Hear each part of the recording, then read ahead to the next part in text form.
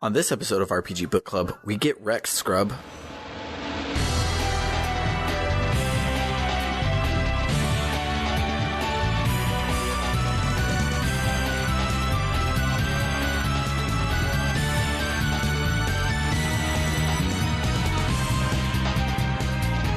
Welcome to RPG Book Club, the podcast where we play a little bit of a video game and talk about how it makes us feel. I am Sam Allman. I'm Elias Sailor Eli Warren, and my heart is broken. Oh, I guess I should go next. I'm Maddie Spiffle-Webbin.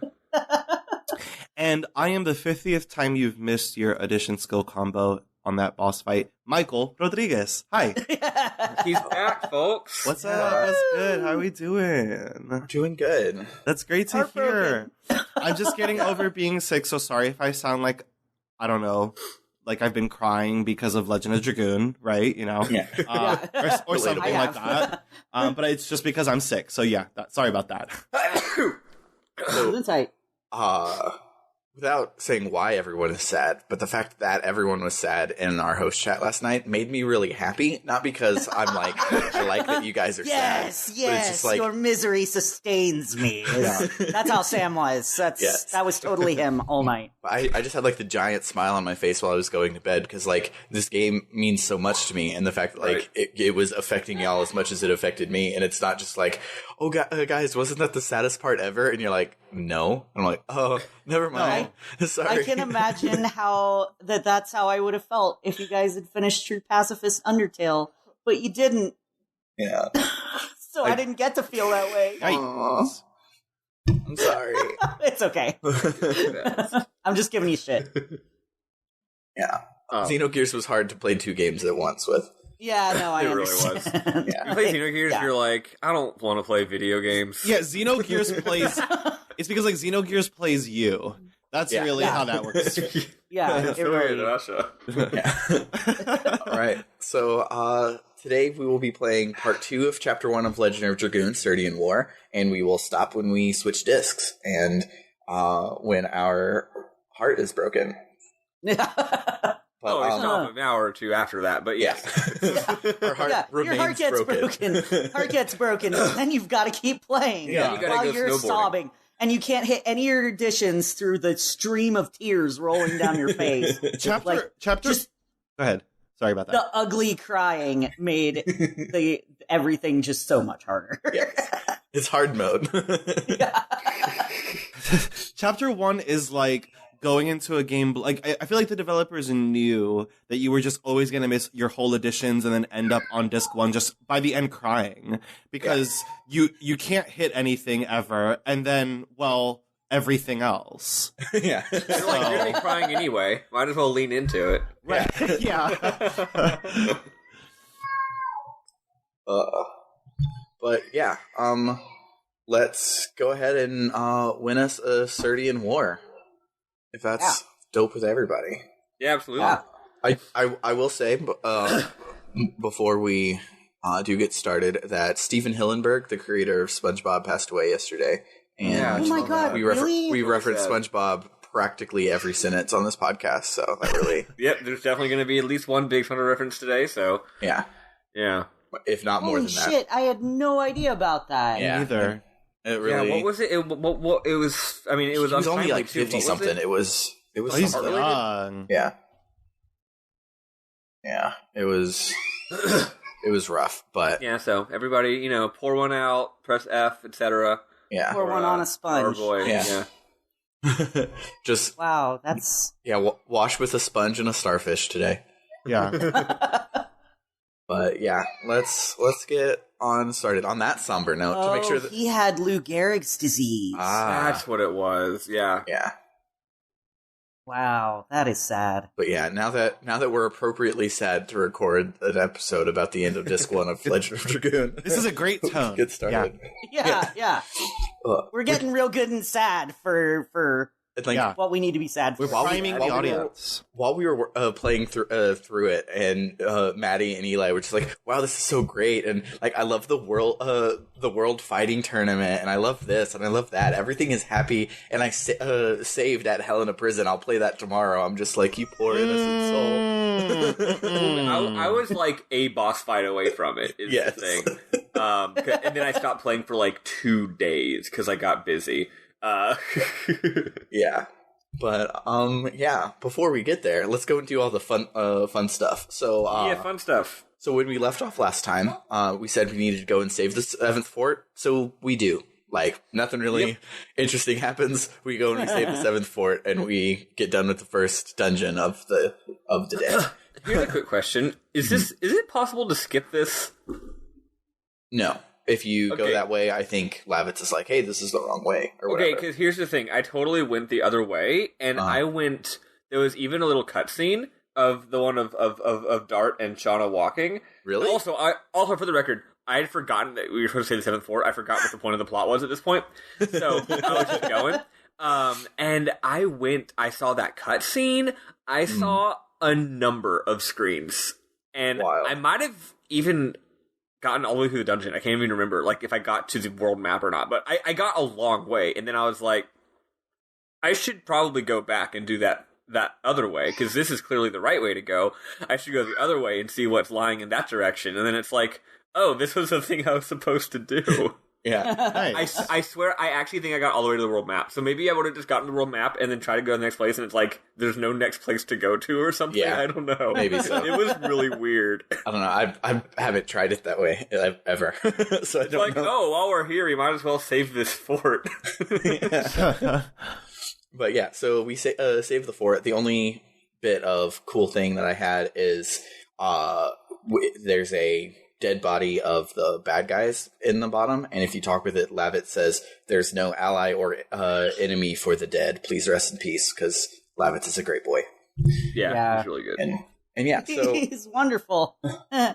The other important thing to say is when you're exploring the fort after the boss fight is the first time in the game probably that you get to hear Reminiscence, which is the best song. Yes. It's so good. Really good track. Yeah.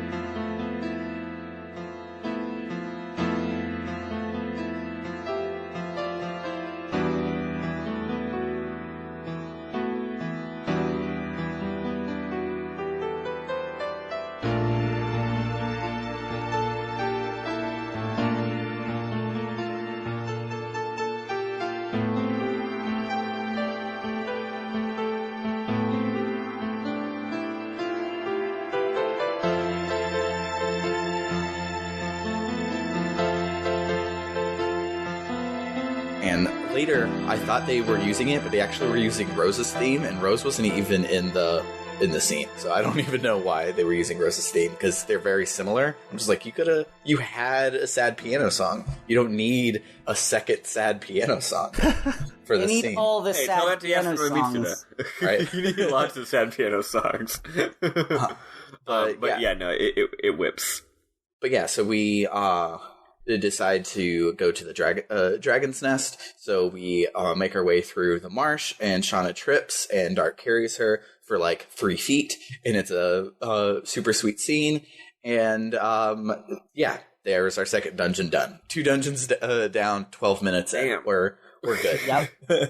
But now we go into our third dungeon, which is similarly small, but has more meat to it. So we get into the volcano Velude, and we are chased inside by this pretty firebird. Like, it's ugly and a mishmash of like crappy PS1 particle effects, but I have a soft spot for crappy PS1 particle effects, so I think the firebird looks really cool. Nah, that's good. And so it chases us inside, and we avoid a boss fight, and that's it. So that's what happens. Like, you see this big ass phoenix. They're like, "Oh, run!" And then you get inside, and they're like, "Well, that's it. Time for a dungeon, guys." That's it. Definitely not gonna have to fight it later. It was like the most obvious tone introduction for any dungeon ever. It was pretty good. So then we make our way through the dungeon, and while you're hopping across these magma rocks. No, Lavitz doesn't slip on a magma rock, and Dart has to save him again. That was 2 dungeons ago. But Shauna, if go ahead. I almost called him Bart. Jeez. If Can we name him Bart? Can we just change it? Even though there's no voice acting, you can't change the names, which stinks. Yeah. If Dart had to save Lavitz every dungeon, I would be okay with that. That would be pretty funny. Yeah, like a little scene. Hilarious and adorable because they would get so much closer and just really be in love. It's almost like the game is trying to make us love Lavitz as much as possible in every scene.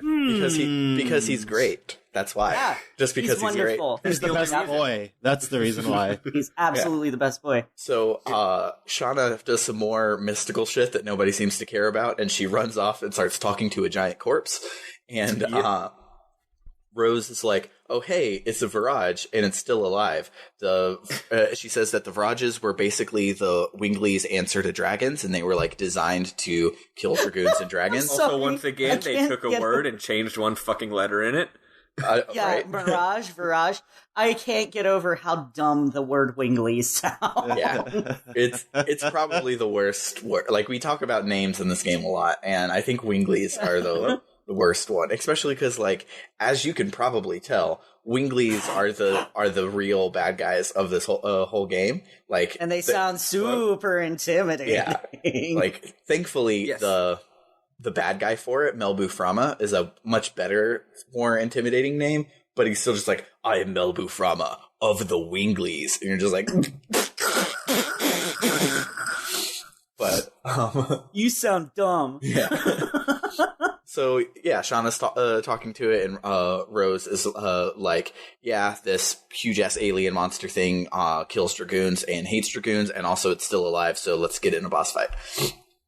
And Yay! Yeah, how was this boss fight for you guys? So easy. So easy. Yeah, it was so easy. I just remember. I believe this is the one where you had to take out like the arm, the stomach, and then the head. Oh yeah, this is super. I just took out the head. Yeah, you just have to take out the head. Like games like this back then weren't all built to just be superficial like that, because I was like, I gotta take out the arm and then the head, or then the body and then the head, and that's literally what I did the whole way through. It was such a waste of time. You made it like 3 times longer. Sweet. Sweet. Well, for me, it was funny because obviously you know that you can take out the arm because that's how these games work. And if you take out the arm, then it can't use its arm attack. Mm. And I'm a goody two shoes who plays RPGs the way they're supposed to be played. So I'm like, yeah, sure, I'll take out the arm. I'll be very careful. But the thing is, the game didn't make it at all clear or indicate in any way whether the head or the body was the main bit. Yeah. Oh yeah. Oh yeah. So I didn't. So I was like, I know I killed the arm. That's easy, and it only takes like 3 hits. But now I want to kill the other not main bit. Which one is it? And I noticed one of it's like the body. Like if you kill something's body, it's like it's gone. But if you kill its brain, then it's also dead. So I figured, you know what, it's doing like an eye laser attack. So maybe that's an optional thing. So I'm gonna hit the head. Which apparently the head was the main one. So. Yeah, so what's kind of cool about this is you're way underpowered right here. You only have 2 Dragoons at the time. So this is a underpowered, literally was hanging out in lava for 10,000 years Virage. And so this is a like primer for how Virage fights go later, in which they are much harder because they have like 2 arms and like laser cannons on their back, and their stomach has an attack and all of these things. So it was like teaching you how to take down a Virage. So in the future, the head is the main bit. Yeah. All right. But the head is also really, really hard to kill in later bits, and you're just like, let me kill some arms and shit. I guess I guess to that end, then by design, it's a really good introduction. Yeah. It's dumb because it doesn't like alert you to what part it is. And I feel if they wanted the stomach to be a part of it, the stomach should have had an attack and the head not have an attack instead of vice versa. The stomach it should have been like glowing in a certain way, or they could have had a dialogue that was like, let's try taking out its stomach first. Yeah. You know, something like that. Although, also this battle gets a pass for being really easy because it's one of 2 battles in this one fucking dungeon. Yeah. Boss battle. So it's like, it's a mid boss, and it's just for plot reasons, and it's fun. I liked it, and the graphics are great. And also, it ends with, I would say the best in-engine cutscene of this chapter, but we know that that's a lie. So it has the second best in-engine cutscene, which is just Rose watching it die, and it's so badass. Yeah, it's so badass. It falls into the lava, and Rose goes over, and it's like a low camera angle, and she just waits until it's completely dead, and then she walks away, and it's badass. You know, it's really subtle, but I guess for back on a PS2 back in the day, small stuff like that really did a lot to kind of tell you about a character. You know, it's just such a dramatic, typical like scene, I guess, in a lot of ways. Kind of reminded me of like the Terminator with the claw, kind of just like going down into the lava. Yeah, totally. And so when I saw it, I was just like, okay, I kind of appreciated that they took the steps that they needed to kind of give her that extra character. Yeah. The Let's Play I've been watching at work, they mentioned that Rose was probably the localizer's favorite character as well, because like she has the best written lines. She's like treated the best throughout the game, and it's like, yeah, she's mine too. I agree. Yeah. I've made like casual references to going through and doing like a localization ROM hack of this game, and I don't think I would touch Rose almost at all. I would like clean up some awkward phrasing, but pretty much leave her lines and stuff, because she's done good. She's great. Yeah. So after the boss fight, we meet Dabas, and the only thing is important is that he says he's from Lohan, and other than that, it's just a scene where we save a dude. Yep. And then we fight the fire. There's one important thing here. This is the first introduction of this game's what I call, every RPG has this. Oh yeah, shenanigans theme.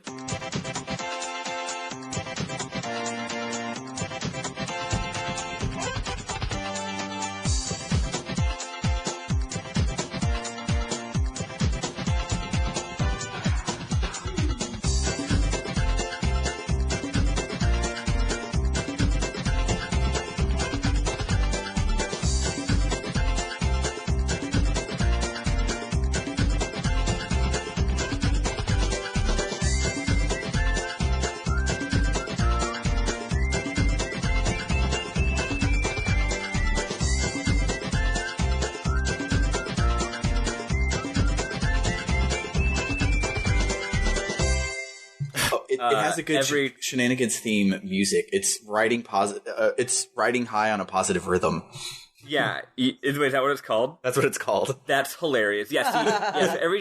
Just for those not in the know, every JRPG has at least one track that is the track when some shenanigans is happening. And like FF6 is a really good one. I'm sure those of you who played that one can remember how that one goes. And FF7 has like 2 or 3 actually, which is because there's a lot of shenanigans in that game. And then on top of that, every Final Fantasy also has the Chocobo theme, which is like the original shenanigans. Shenanigans theme, yeah. So this is a very good shenanigans theme. So and it's got a really great name too. When what was it? When me and my artistic partner and BFF Bernard were working on an RPG, we definitely were just going to call our shenanigans theme like we got Bob's theme, we got Linda's theme. I'm just making up character names. So and so's theme, villain's theme, shenanigans theme. Yeah. Anyway, it would be great if you made a character named Shenanigans then. Yes. But so after that, we fight the Firebird, and it really just shows up, and we're like, could we run away again? And they're like, no. I'm like, okay, let's fight it. And then, if you're like me, Shauna uses 2 Spear Frosts, and you go on your way, but how was the boss fight for you guys? I didn't have Shauna with me. Me neither. I switched out for Rose as soon as you guys told me how to do that. Yeah, Rose is the correct choice. I'm just, like, leaning into her magic attack to realize that this game doesn't want you to remember that magic items exist. And it's definitely it is definitely balanced for at some point in this week's playthrough, I switched to letting Shauna be in the party. I was just really committed to doing that. I just felt like doing it, like just to have some bit of balance. Like maybe I can find something redeeming about this fucking character. It's a terrible idea. Have y'all seen the David Pumpkins sketch? Yes, I just showed Ken that the other day. Remember when she's like, or no, when he's like, why did you go all in on David Pumpkins? Yeah. That's how I was thinking all week. I'm like, why did you go all in on Shauna? But I did. 73 out of 100 floors. I went all in on Shauna, and it was a terrible fucking decision. I'm probably going to continue making that decision, though. Yeah. Her magic attack is great, but once you run out of items, you're just like, oh, so you're just going to do like 20 damage with your bow? That's what you're doing today? And it's not even that great. And yeah, and then like once she gets once she gets Dragoon ability, which she does now, then you can oh no, she doesn't yet. Spoilers for anyway, like 2 dungeons from now. You can heal someone to full health, which is nice. And it doesn't cost a lot of MP, so if you just keep charging that and then use it when necessary, that's nice or whatever. But no, yeah, she sucks ass. Anyway, for me, all the boss battles in this week were just like trivial to the point where I don't even remember them until you get to a certain point in the game, because at a certain point in the game they get actually hard. Right. But we're not at that point yet, so yeah. I think that if I remember correctly, because I technically didn't finish, but I've been watching a Let's Play and telling Summer about it and reading a Let's Play and all those things, and I'm like, it's okay that I didn't finish. I'm going to go to bed. But I think Dole is like one of the first like you got to think about it ones from what I remember. Yeah, it was a nightmare for me, especially because again, Shauna trained. Yeah, But yeah, so that after the boss fight, we just leave. We've done 3 dungeons, 3 boss fights in 20 minutes. We're on a good clip. It's about to slow down dramatically. But basically nothing really important happened besides the Virage introduction. So everything else starts now. And when we reach the nest of the dragon, Rose comments on everything being poison, and Shauna's like, "Oh, Mr. Stark, I don't feel so good." And everyone's like, I wonder why this is. What could it be? And Lavitz is like, well, Shauna is just a woman, so she's a weak little babby. And Rose is like, Rose turns to him and is like, your defense is like 3, dude. Me and Shauna could kick your ass. And Lavitz is like, you're special. Why is Lavitz's defense so low? It's weird. Yeah. It becomes a problem. Yeah, it really does. It's problematic. I was fighting, I think it was like it was either one of the mermaid mobs here, or was one of the rock throwy ones later. So it had it was either strong against Dart or strong against Rose, and it still did more damage to Lavitz because he has such shitty defense. Every single time like any magic attack happens, I'm like clenching my ass for Lavitz because he just gets nuked. Like it's wild. He's kind of bad. But Dart tells Shauna that it's okay to be a weak little woman, and she promises to rely on him more, and they walk off. And this is when Rose is like, why are they pretending to be brother and sister? Yet another person realizing that they're in love, and Dart just whooshes on it. But then here in a second, the dungeon does a cool little fake out. It's not really a fake out because it's on the 3rd screen of the dungeon, but it counts, where you're walking across a web, but then that falls out from under you and you get into the real dungeon. And it's kind of a surprise, and it's cool looking, and it's weirdly designed. And what did you guys think about that dungeon? It was interesting. I didn't expect. I didn't expect it. I mean, I expected that I would get dumped into this place, and I was like, "Oh, okay, well, this is happening." But it wasn't too terribly difficult to figure out. It was just very different from what I was anticipating. Yeah, it was. It looked weird and was intimidating, but if you just think of it as a series of, most of these dungeons are really just like a series of nodes and vertices and edges connecting them. So if you just treat it the same way, it's just like you just go down the edge and then you see an intersection and you pick one arbitrarily or not arbitrarily based on your gut, and then you do depth first and you backtrack. You know what I mean? Like you just if you treat it if you just treat it that way, then it's just like any other dungeon, even if it looks weird. I absolutely hate it. I hate it. I don't want to. I didn't want to do this like webby sort of back and forth between like a dungeon. I'm okay with like puzzles, but I didn't like the water dungeon in Legend of Zelda. I don't like this. I don't like to feel like I'm in something that I can get like trapped in really easily. Yeah, that's fair. That's because I'm a Cancer. But I'm kidding. No, but Why is my life so full of cancers? God.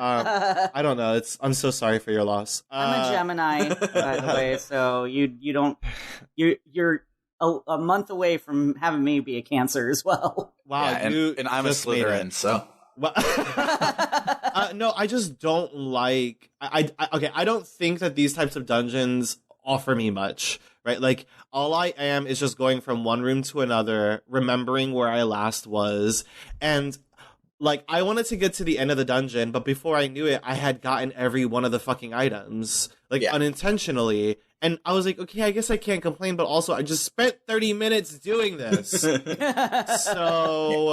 is a little road. I can see that. For me, it's just like, you know what? Yeah, I'm just kind of going through the motions, but at least I'm enjoying some nice music and graphics. You know what I mean? Yeah, fair. Yeah, that's how I see it. The one thing I do like about it is its design is a puzzle in a way that most of the other dungeons aren't. Like most of the other dungeons are a hallway. This one is still a hallway, but you like if you see something, you're like, I want to go there. You have to think, okay, where does it connect to the other layer? Because there's two floors. Yeah, well, what circuitous route do I take to get it? Yeah. Yeah, and I like that bit about it, and I don't know, I really like the weird, like, looks organic, like, what the heck has Fairbrand been doing to make this as his nest? It doesn't make any sense. Why am I going into these weird purple butthole things? Yeah. Right. You guys are asking the important questions here. I guess I should have like really appreciated the scene for what it was. Yeah. This is Fairbrand's really bedroom, and like, what if my bedroom looked like this? Right. He fills it with sphincters. I really like the design of it and like the aesthetic, because I love creepy shit. I mean, it took me a little bit to kind of get the hang of where everything went, but it didn't feel too bad to me, at least. Yeah. It also has, like, we get 2 of them this week, but we had 0 of them last week, where the way forward is a puzzle, where it's like, oh, I have to press a button to unlock my way. Well, I guess we got 3 of them this week. I forgot that that's technically true in Shirley, but it's really, really easy in Shirley. Yeah. But, and so like this one, it's like, oh, I need to go, like, I see where I need to go, but I need to lower the thing, so I have to go find the switch for it. And so making it not just a hallway was delightful for me. But, quote, have to go find the switch describes my life relating to both video games and romance and dating. But so a small thing that happens is there's a pool of spring water when you get there. Don't know why they decided that this is where the spring water that comes up later should be, but it's your healing point for the dungeon. And it's so nice. Yep, they make a weirdly big deal about it. Like, hey, remember this later, and I'm like, okay. Well, it immediately evoked Final Fantasy VI things for me because there were those pools of water in Final Fantasy VI where you could go heal. So I was immediately like, oh, yay! I have a place where I can regain all my health. Healing's a fucking trope, but the fact that they made it such a big deal was just kind of weird. Well, no, I mean, I get that. I just and then later, so. Just to spoil, like, jumping ahead, we end up needing some pure water to purify something. Why didn't we just go to the stove and boil some Lohan's water instead of going one place to get the water, and it's inside of the belly of this dungeon. It's not infused with a dragon's essence, and by a dragon's essence, I mean pee. Yeah, like that scene in Angry Birds movie when they drink pee. I have not. That's gross. I haven't seen the Angry Birds movie, but it's a thing. Oh, God. All right, great. More reasons not to watch the Angry Birds movie. Yep. Got it. But, yeah, so... not that I needed any.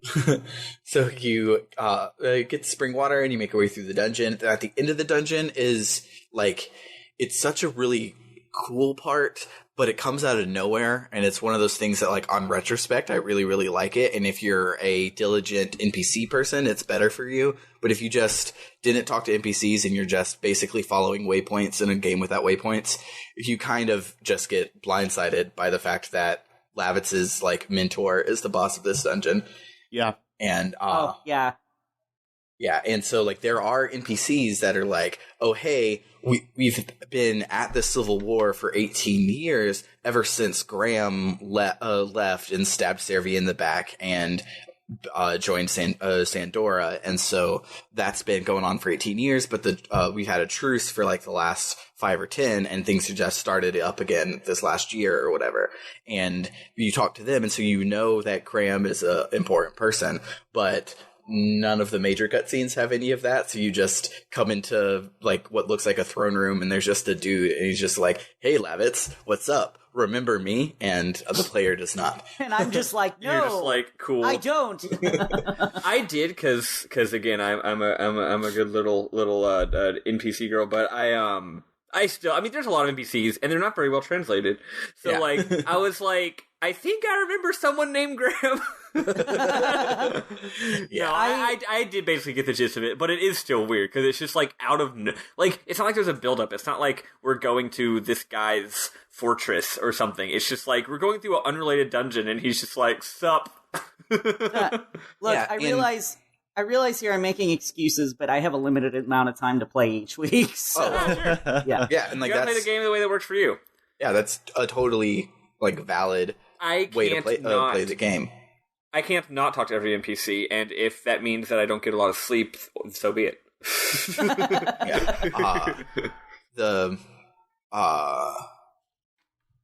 And like right before this dungeon, we had a dungeon in which we fought a lot of people on the Sandoran side, and they could have had Graham at least show up there and Yeah, have that the would've made total dragon sense. and mwahaha and run away, and then that A gives us a better reason to continue on to the nest, and B makes us care who Graham is for at least 20 more minutes. yeah. So you're just like, okay. Yeah. One thing I do have to appreciate, though, is we're some 8 hours into the game at this point, and we've already checked off like most of the JRPG trope locations. It's almost like disc 1 is the JRPG, and then we're You're just going to go blasting through it. We're just going to go and tell our own story there on the second half of it. But we got to go to the forest. We got to go to the volcano. We got to go to the old ruins. We got to go to the creepy underground lair. Just check. But Regular forest, scarier version of scarier forest. yeah.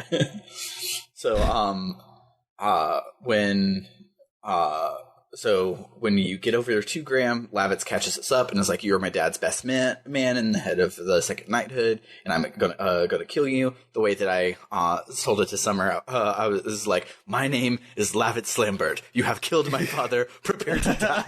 Yeah, it's basically how it was. Yeah, And it do be like that. Graham has some really good lines. Like one of them is like, "Is that the cry of a patriotic knight or a son filled with vengeance?" And Lavitz is like, "Both. Both, I'm gonna bitch." fucking kill you." His answer, he just looks at you, he's like, yes. And then Yeah. It's like, is that supposed to be an own?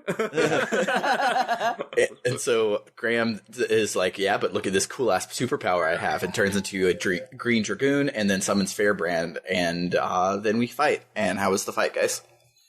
Again, we're not at the point in the game where it's hard yet, so trivial. Yeah, Yeah, it was not bad. Especially because Basil sells pellets, so you can kill Fairbrand in 2 turns with either Rose or Shauna, just using shit. their magic attack. I haven't You used just one of those use things pellets yet. for What that? does a fucking pellet do? So pellet is a earth attack. It's just your Oh, earth sorry, I was magic getting item. my item names wrong. Yeah, okay, I know. I I keep know fucking like what that is. I'm a hoarder in RPGs. I may have talked about this before. Mhm. I will pick up an item and then I will just try to hold on to it for dear life because I'm like, what if I need it later? This might be an easy part. What if I need it for a my way God. harder part? you should play more You have Shin an Megami inventory of Tensei games. 32. Come on. You only have Yeah. space for 32, and they only cost 10 cents. So I know, but I can't get over it. Like in frickin' Skyrim, my house is like filled to the brim with chests full of random shit that I'm like, I might need this later for training this skill. Like I just have a chest full of gems that I've either found or stolen, because that game is kleptomania simulator for me. You know what's something I actually really just now realizing I love about this game? And this has to do with a lot with what Eli is saying. Your inventory that is, what's it called, consumables, that has a limited inventory, is separate from your key items and separate from your equipment and separate from your gold. So what I love about that is if you try to open a chest and it does not let you open it because inventory is full, you know nothing important's in there. Yeah. Yeah. And I like that. Like, I'm not saying that elemental damage items aren't useful, because they are, but like in the last dungeon of this disc, for example, I was at maximum inventory even though I was trying to use my shit, and I got to a chest I couldn't open, so I was like, I could run around and fight a bad guy and use an item, but I'd rather just toss something. So I tossed a burn up.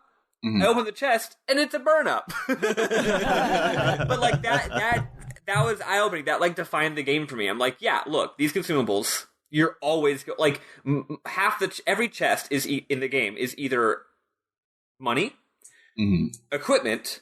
Either of those is fine because there's no equipment limit or money limit. Or well, there's a 255 equipment limit, which is ridiculous. Well, anyway, it might as well not be there. Or it's a consumable, and if it's a consumable, you're getting more of them constantly, and it's always the same shit.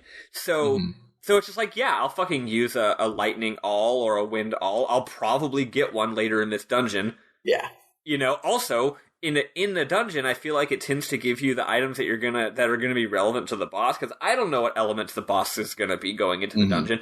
That is one reason the 32 limit's a little tough, because you have like 6 fucking elements. I know there's more than that, but 6 that actually have opposites. Yeah. So like, if you don't know what element the enemies are, so that means you got to have like 2 of everything at least, and that's 12 items or 18 items. You have 3 of everything. You can't just bring fire items because you don't know all the enemies are going to be weak to fire. That's a little annoying. I have a question. Go ahead. Does the elemental, like, if you're using Shayna or Rose, does the item do more damage based on their magic attack? Their magic attack, yes. Oh, okay. So it uses the coefficient, but not their element. So if Shawnee uses Spark Ray, it just does normal Spark Ray damage, but it doesn't give her a bonus for being light. But it uses the magic coefficient. It uses the magic stat of the character. Okay. Because that is spells in this game, is using the magic items. Okay. All right. Yeah. Cute. But this does remind me, the first reusable magic item is in this section. Did you guys find it in the swamp? The magical signet stone? I think I did. I did, yes. And then I promptly forgot that I had it. What does it do again? What it does is it casts stop on the enemies for 3 turns, and so. Oh god, that's so good. Yeah. What the fuck? Fucking missed it. I don't have that. No, okay, I gotta go get that. I forgot it was reusable until you brought it up just now, so I never fucking used it. But yeah, it's one of the reusables. Most of the other ones are like, they like have an X on them or something, but there's also something in the shittily translated item description that will say it says say something that's like, because it's usually like a attack multi or something. I think it says repeat is the word it uses. Yeah, I think it uses repeat. But yeah, the menu is a land of contrasts. It is really difficult. But yeah, back to the fight. So after the fight, Graham says a bit that I really, really like. I'm just going to read it verbatim because it's a really good Graham and Lavit scene, and I love Graham so much. He's probably my favorite underused character in this game. But I'll probably be wrong and love somebody else later, but Graham is up there. So he says, "Nobody could be stronger than your father. That was the only thing I could never conquer. I had admiration for him." And then this part I think is great. He goes, "as a mate and as a friend." So if he says mate and friend, he's not just being like English. Oh, that no. means mate doesn't just mean friend. Yeah, he boned Lavit's dad. But he goes, but time goes by and it turned into this feeling, this fear from realizing the limits of your ability, this fear that goes nowhere. The only thing you can do is curse yourself for weakness. And Lavit says, "But you couldn't overcome your fear by defecting to Dole. You needed to overcome my father." And Graham's like, "There was an alternative. If only I could obtain a new power, I could be equal to or surpass him. And that was the Dragoon spirit from His Majesty Dole. Now Lavit's lives strong. Had to find now the I can power go to be with surpass Metal Serity." Gear. And I like it. I like it a lot because, like, I've had an older brother. I've had 2 older brothers. One of them sucks, so he's not in this conversation. The other one, like, me and him were a lot alike. We do a lot of things together, but like he's he's better than me at things. And so knowing like I can always grow up to live in his shadow, or I can do something different to get around him, was a very realistic thing. I didn't summon a dragon and kill a lot of people. I got into video games, but there was like a bit there where like I get into high school and I'm ready to like be me and be free, and everyone's just like, oh hey, it's Michael's little brother, and I'm just like, oh well, like what about video games and shit though? And so yeah, but I really like it. It's kind of clumsily done because all of this happens before and after a single boss fight, but yep. Yeah, it's he deserved better than this, because that bit, and like Lavitz does like pick up the thread here later, but I still like the like changing because you can't be better thing. It was cool. Yeah. But Rose then is like, well, at least he died now instead of later after his power corrupted him. And I'm just like, Rose, you're cold. You just like practical but cold. Yeah. Yeah. And then of kind of course, what I love about her. and then of course our green clothed party member becomes the Green Dragoon, and no one saw it coming. And so the entire time I was telling Summer about this playthrough, I was like, yeah, so then we found a Green Dragoon spirit, and the person wearing green clothes in our party had no idea what was going to happen next. But I feel like as this game goes on, like the first time someone becomes a Dragoon, it's the biggest fucking deal. And and then you meet a second Dragoon, and it's a relatively big deal. And the more it's like every time someone becomes a Dragoon, like the farther it goes on, the more it's just like super nonchalant on the way to do something else. Like, like this one is like a medium big deal, and then the next one is like even less of a thing. And and then Hashels is literally just like, huh, well, I guess I'm joining the party then. Yeah. By the time we get to the seventh, go on. His happens in between two cities of the map. So that's where it happens, just right there. Yeah, but by the time we get to the seventh one, it's just going to be like, I don't know, this character like went and watched a movie and it made him sad, and that gave them the power of the dragon. Or like, no, it's even they're on the way. They're on the way to the bathroom. They're like, hey guys. They're like, they get to the town or something, and they're having an important plot scene, and one of them is just like, hey guys, I really got to take a leak. So he pieces out to go use the restroom, and he comes back and he's a Dragoon. And they're like, what? He's like, yeah, I found a fucking Dragoon stone. I went to go and dry my hands with the air dryer, and I hit the button and a fucking Dragoon stone fell out. And I'm a Dragoon now, and they're like, cool. So it's almost like that. So you know the side quest I was talking about last time, where you can go to do it right away or when it comes up in the story. That's the last character's Dragoon Stone. And my gosh. How you get it? The side quest is you go back to Lahan and you buy it. That is the dumbest shit I've ever heard, and also it's really good. It's super good, and like there's more more to it. And I also didn't say who it was, because who it was is a really cool thing. But it's still like the last one you have to get. You're just like, how much for the shiny rock thing? That is extremely a whole lot like multiple Dragon Quest games, actually, in a way that's very interesting, and I won't go into further, but that makes me laugh and appreciate it. Yeah. But so after the fight, Shauna collapses, and everyone was like, what if it's the poison? And it's like, well, maybe the fact that she collapsed after Rose was like, it's poison in the air, means that it's the poison. Maybe you should have like thought of this first. Maybe. So instead of making our way back over 3 dungeons, we decide to instead go to Lohan, because it's right up the road. And Maddie really loved Lohan. What did you like the most about this place? I love Lindsay Lohan. It's a beautiful town. It's a generic JRPG desert town, which usually means it sucks ass and has stupid, like, cliche, like, vaguely Middle Eastern sounding music. But instead the music was really good. And the town, first thing I like about the town, I like how the introductory scene, you're walking into the town and it's a pretty boring screen. Like, it's close up, you're walking down a street, there's like a street vendor there, you're just walking down a fucking road into a town. It's pretty simple. And then after a cutscene happens, it cuts to the next scene. In the next scene, you're in the hospital. And the hospital is also a close-up shot. And you're like, okay, I don't know how I got here, but I just not teleported, of course, but you know what I mean? Between cuts, I went from beginning of a normal-looking beginning of town to normal-looking hospital.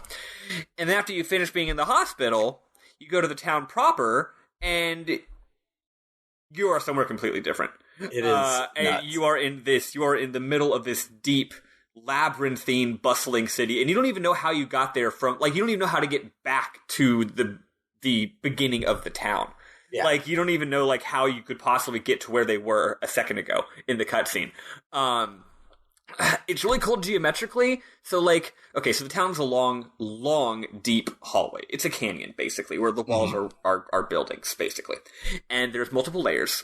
And what's cool is, if I was thinking that if I was the one making this game, this would have actually been a really clever sort of meta commentary on the way that RPGs are programmed. In this case, they probably were just doing what they thought was cool and not being pretentious assholes about it like I would be.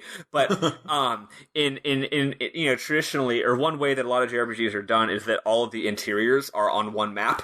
Like, you go into a town and you go to one building, and it's like a building, and the inside of it is you're there, and then surrounded by that is just black, you know, just like black is around it. Turns out if you could pan the camera over off screen, you would see the other room hanging out over to the right, surrounded by black. So it just loads up one map with all the interiors inside. In this game, all the interiors are on one map, but it's because it's a cross section. Yeah, it's a Wes Anderson movie. Yeah, basically, and it's super zoomed out, which again is giving me those FF7 vibes, right? Instead of FF8 or 9 or Chrono Cross sort of vibes. It's really cool. So you're on a hallway, and the long, deep canyon hallway has a left side wall of buildings, a right side wall of buildings, and then a front, a in the background, a Z-axis wall of buildings. And if you go in a door on the left or the right or the front, you go to one of 3 separate screens, which is just a giant scrolling cross section. And you never know how to get where you want to go. If you're in one room in the cross section and you see a room right above you with a chest, maybe you go up a ladder to get to that room. Or maybe you go out the door, around the other side of the street, into the right side wall, into a door in that one, go up a ladder, get up on the roof, run all the way around the entire fucking town, go down the ladder, and then do some other bullshit, and that's how you get to that thing. So you have no idea how to get anywhere, and it's great. A lot of the rooms have nothing in them. There's a lot of nothing in this town. Some rooms don't even have, like, an NPC. I just mentioned going on the roof. There's this whole roof thing you can do, which is another angle, top down of the whole, like, upside down shape area, roof area. That serves no purpose. Yeah. You don't even get an item out of it. It is technically a shortcut. It's an alternate way to get from one place to another. But there's also a whole other direction you can go that leads to literally not even an NPC, just nothing. Yeah. There's also a secret like bookcase wall that opens that takes you down to a fireplace that has a Stardust in it. But if you're not collecting Stardust, it's another like intricate, elaborate maze that ends with nothing, pretty much. Yep. I definitely got that one. The fireplaces continue to have unique writing for every single fireplace for no discernible reason. Other than, I guess, to get you to make sure you keep checking them for Stardust. Or if you're going to check them off for Stardust anyway, we might as well give you something. So it's just it's a great town. It's a good place. I like being in it. I liked exploring it. The way it all fits together is just really clever. They're doing a lot with the screens. I liked when you're on the right side wall. If you go all the way to the left side of the right side wall, which is to say going down the Z-axis in the basic outline of it, northeast, you could say, assuming that front ways is north, you go through a door on the left side, and now all of a sudden you're in the back wall. Yeah. So you just, like, Paper Mario style, like went from being 2D flat surface on one flat surface to a separate flat surface that was at a right angle to where you just were. And the game doesn't inform you of that. It doesn't say, like, oh, you were on the right wall, now you're on the front wall. You just have to piece that together, that's how this area exists. Yeah, it's good. I love it. There's an NPC that says, as the town continued to grow, we kept making new additions to our shopping complex without paying any attention to like how it all makes sense. And so now it's just this sprawling complex of weirdness. So it's Houston. I'm like, yeah, it's definitely Houston. Yeah, and also there's some interesting angles. If you go all the way down to the ground level, it switches to a side view. Like, if you're on the ground level of, again, this thing that is a long Z-axis hallway, that's how it always is portrayed. Mm-hmm. But on the ground level, when you're going up to the Coliseum or whatever, it's now a side view where it looks like you're just walking down a street from left to right, but you're actually going from back to front, relative to how you normally are perceiving this town. But it's just a nice little zoomed in view, and it's just like, but thinking of how that relates to what you'd seen earlier is just nice little mental challenge, and they're doing a lot of cool stuff with the pre-rendered camera angles. Yeah, so okay, I'm done. It's a great town. Yeah, it's good. It's good.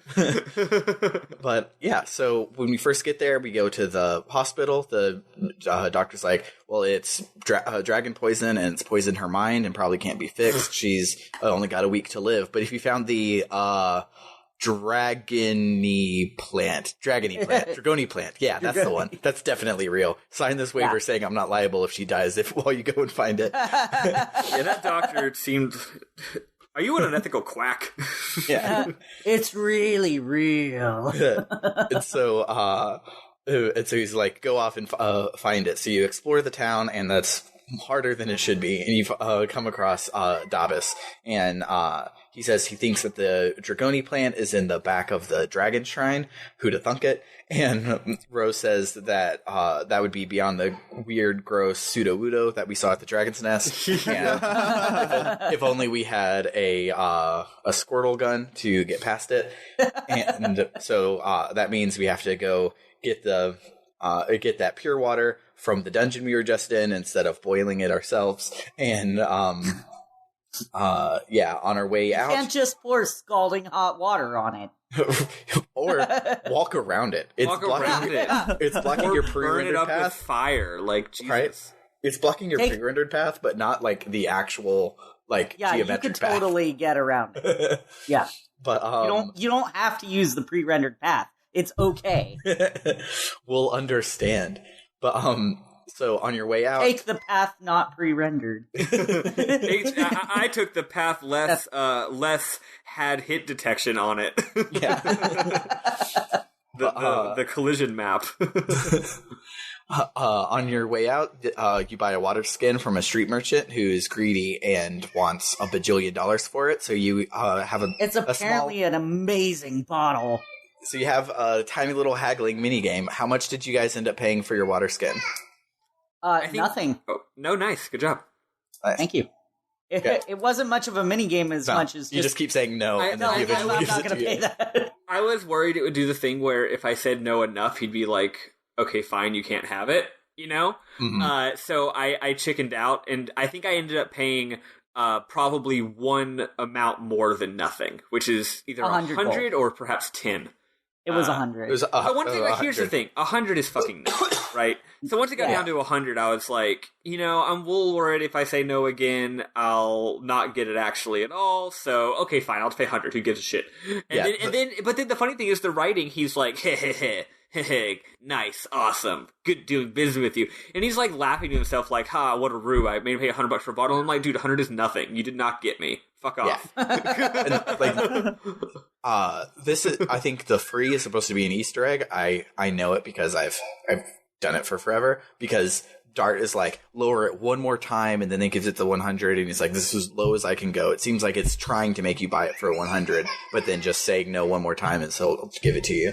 Yeah, I think the option was ... Yeah, it was like ... Yeah, it is, yeah. I chose that because I was like, what's gonna happen? Yeah. And he's just like, fine, just fucking take it. And I'm like, well, clearly this was a very expensive and precious bottle that you just handed to me. Yeah, it's great. So, yeah, and then if you're like me, you stop and go get a bunch of Stardust, bringing your total to 14 so far. And I have 4. Yeah, and once you get 10, you can go get your first item from Martel, which is a physical ring, which gives you plus 50% HP, which is pretty dope, but kind of... Stardust. It's kind of overkill at this point, though, right? Yeah, that's a fucking lot. Jesus. It's. But it would be good for Rose. When I put it on Lavitz, he had 660 HP. What the fuck? Completely unneeded at this point.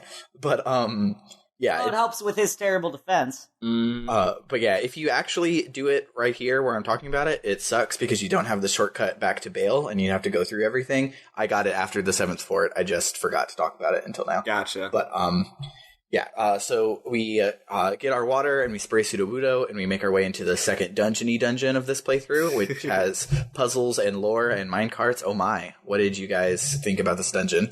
Eli, I know you were like really affected by it in the host only, so give us a lowdown. What's this dungeon like? Okay, wait, I have to actually remember which dungeon that is. This one's the Shirley Temple. Oh, it's non-alcoholic. Yes, the delicious Shirley Temple. No, I thought it was really interesting. The chests, like, you find a chest, you go over to it, and you open it, and it's like, haha, suckers, there's nothing here, you fucking thieves.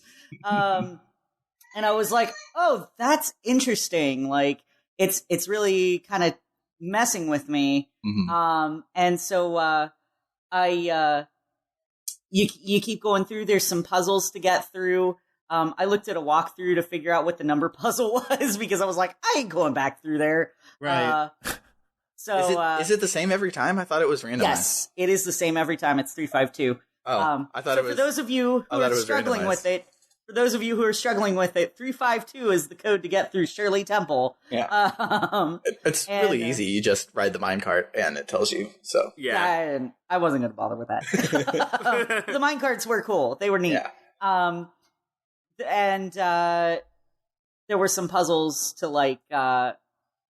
There's some stairs that you'll climb up them, but then they like turn into a slide. And you just slide your way back down. It's like the super fun happy slide in Simpsons Treehouse of Horror when they go to Mr. Burns' house when he's a vampire. I was like, I can't wait to be a huge piece of shit and go beat this boss. And then I was like, oh fuck, now I'm falling down all these stairs. It keeps happening. Okay, it did keep happening because I kept trying different numbers or stashes. Yeah. Did you see all of Drake's keep out notices? Did you read all of them across the dungeon? I don't remember if I did. I read a couple. They're great. They're great. I made sure to open every chest that I could because I loved reading those. Yeah. They're good. These are the best empty chests until Trails in the Sky just takes it to another level. But, yeah, so story-wise, when we first show up, there's a sculpture of a white dragon, and it resonates with our Dragoon spirits and glows white. And I wonder if we'll ever have a party member who wears white so that the Dragoon spirit can Can't imagine who. This is the part where I was like, okay, Dragoonness is becoming like the value of being a Dragoon is drastically going down due to overproduction. Like I was like, we literally just got a Dragoon in the last dungeon. Okay, fine. I get it's like getting a Mega Stone and then shoving that Pokemon immediately into the box and never using them again. Yeah, what I do like about it is the game wants to be a game in which using your Dragoon spirit or not is like part of the main gameplay loop. So they kind of got to get you all Dragoons as soon as possible so that they can explore that gameplay space. And it's just like storyline wise, it's like, whoa, Dart had this for 18 years and he doesn't know, and he has this huge cutscene, and oh look, I found one. Yeah, like it really would make more plot sense. Like if this was like a movie, if this was like a movie or an anime, like you'd have one character who like, you know, never becomes a Dragoon for the whole story, and then very dramatically becomes one right at the end, and it's a really epic moment because they're finally a Dragoon. But in this, it's like, yeah, like this is part of the game's mechanics you're not really playing the game unless these characters are Dragoons, so we kind of need to get them to be Dragoons. It's like walking down the street with a friend and they're like, hey, I found $1. And I'm like, hey, I found a dragon spirit. Exactly. I just wish that they would have introduced like Dragoons a little bit more progressively for other characters to make it more meaningful. Like maybe in the second, because it's like it's so unnecessary in the first. It's like, do you need everybody to be a Dragoon there? No, you actually don't, because like it's balanced insofar that it's actually not too difficult without everybody being a Dragoon. Yeah, especially Shauna, because we're not using her anyway. She's not in the party either way, so why not just, actually, wouldn't it have been cool if Shauna was never a Dragoon for, like, the whole fucking game, and we're not using her anyway, because she sucks, battle-wise, and then towards the end of the game, she has, like, an epic character moment and becomes a Dragoon, and then she becomes fucking awesome? Yeah. That'd be cool, and then you, like, put her back in your party, even though she's half the level of everybody else. Well, that's a nice thing is or that she actually gained 10 levels. Yeah, she's not gaining any experience right now because she's sick and not with us. But, like, technically your entire party is with you in other parts of the game, even if you're not using them. So they still gain XP, which is great. It's dope. More games need to do that. Like, especially, like, the more you do that, the more you can give a huge party, and it's silly to me that Pokemon took so long for that to be common. But like, if you have a small party, like switching them out, I think is great. But like, if your party is, I don't know, 892 different monsters, it's kind of great that the EXP share helps out with that. But, I really like being able to switch on the fly too. Not that I ever have really, but like the fact that I have that option and like I don't have to go to a specific NPC or a specific area to just switch out my party is so Xenogears. Yeah. Xenogears is extreme. Real. It's like you have to go to a one NPC in one fucking place to switch party members. Like, come on, at least let me switch at a safe point. Jesus. Yeah. Like, they then add in that functionality after it matters. And like, I would have loved this from the first time we got our fourth person and had to make party choices. Yeah. But so not to give too much away, but in the famous words of the now defunct Telltale Games, Shauna will remember that, Maddie. Remember what you just said, and keep it in the back of your mind for 2 more discs. But okay, I'm not surprised. But point is, she's already a Dragoon. So, so yeah, we make our way through the dungeon, and we finally get to meet Drake himself, and not the super famous one, the less famous bandit one. No relation. We tell Drake he's going to pay for his crimes. What was that? We tell Drake he's going to pay for his crimes. Yes. And so he's like, oh, you're after the treasure. And we're like, what treasure? We're actually herbalists trying to just find a flower. We're like, also, all the chests were empty, so we didn't even think there was any treasure here. We're literally just looking for the flower. And he's like, that's stupid, let's fight. So we have a boss fight. And I really like this boss fight. It's really easy, but I really like it. What did you guys think about the boss fight? It was really interesting. I didn't expect all the extra shit that he threw out, but I learned how to deal with it relatively okay. Like, it did get a little difficult for me a couple of times because I missed my attacks on the bombs, and I'm really, really, really bad at additions. And I hadn't gotten the hang of Rod Typhoon yet. Yeah. Which becomes a bigger problem later on. This is one time when I was extremely happy to be on the Shauna train. Because those bombs are really trivial when you can just magic them away in one move, in one turn. Yeah. But I'm a hoarder, and so I was like, no, I'm going to need these items. Eli, this is an intervention. Not that the game ever gets hard. It is definitely balanced around sucking at additions and not knowing how to use magic items. But the easy mode is use magic items. Okay, I'm gonna absolutely start doing that because like that's definitely like it's way easier to sit there and mash a button instead of trying to hit those fucking additions. But yeah, I did use a couple of them on the bombs, like when the bombs and the wire were up. And I made sure to use Rose. Rose has an AoE attack in her Dragoon form, so I used that as well, and that was really great. She also, if you have the Rose Dart Lavitz core party member that you pretty much for the whole game, and you don't have Shauna, Rose has the second highest magic attack. Maybe second or third, but it's freakishly high, so you can use her to be your mage, and it works really well. Yeah, it's not remotely Shauna level, but it's better than anybody else. Let's put it this way: if Lavitz, if the other two, if you really want to use a magic item, but the other two characters just have to do something else because it's important, like maybe Dart wastes his turn because someone really needed healing, and then Rose really wastes her turn because maybe you really needed to do something else with Rose, and then you get to Lavitz, and Lavitz is the only one left, and you're like, I guess I'll use magic item with Lavitz. You might as well have just had him defend. Yeah, just because it is going to do so little damage. Like, I did that a few times. I was just like, I really need to use this magic item because I need to do the AoE, but the only one available is Lavitz. Oh, well, surely it'll do some amount of damage. And then I was like, well, that was a waste. Did you notice that all of the mobs and the bosses in this dungeon were Earth? So that Lavitz, you were like, ooh, Lavitz is cool. Let me use his Dragoon. He actually seems like he's strong because he's getting type advantage.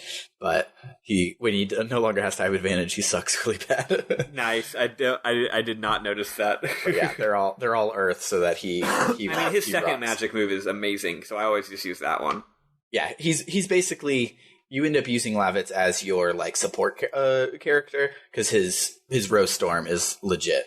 Yeah, his buff kicks ass. Yeah, but you get him to level 1 so that you can use it, and then you get him out of Dragoon as fast as possible so that you can go back and use his high physical attack.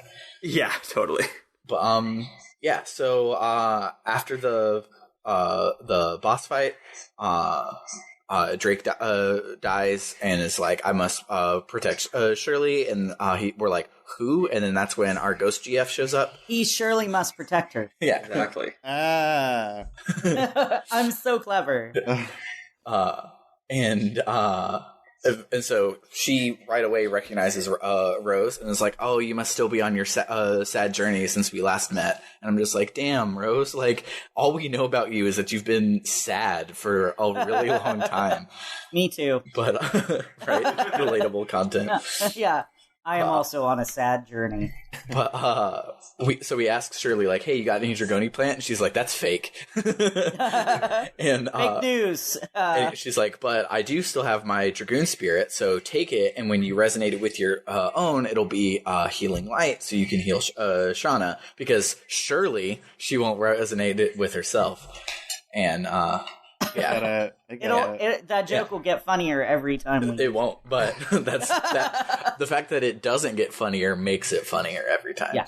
But and she's like, but first, determined. but first you have to answer my riddles 3, and she's not joking, but you can call her Shirley. See, that one was like 2 levels because I cut out the Shirley you must be joking part of it. Yeah. I just was referencing the joke. I like how he's like taking you through it. Yeah. Yeah. He's like, now that you've explained it, it's funny. Yeah.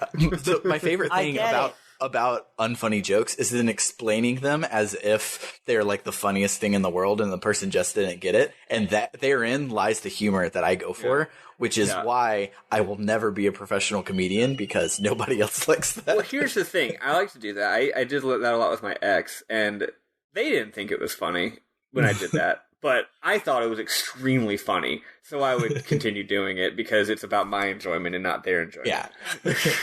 Yeah. Your humor should be 100% selfish. That's what it's about.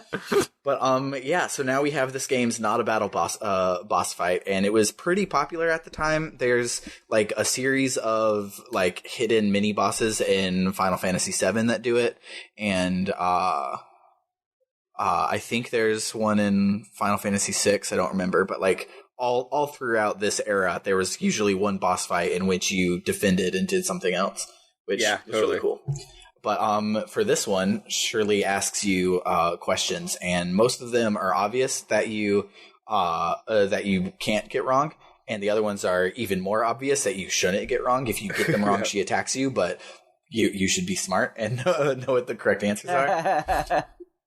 So she asks Dart if he'll pick Shauna over the Black Monster, and asks Lavitz if he values the life of one or many, and if he'll protect people even if it's in direct opposition to his king.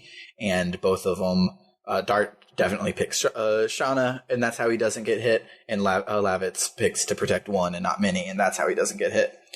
And then she asks Rose what life means, and Rose has one answer that's not a real answer. She avoids the question, and the other answer is nothing but sacrifice, which is sad. Yeah, Rose is sad. That's why her theme that we hear in a second when Drake is dead is Rose's theme instead of Reminiscence, and it's another sad piano theme.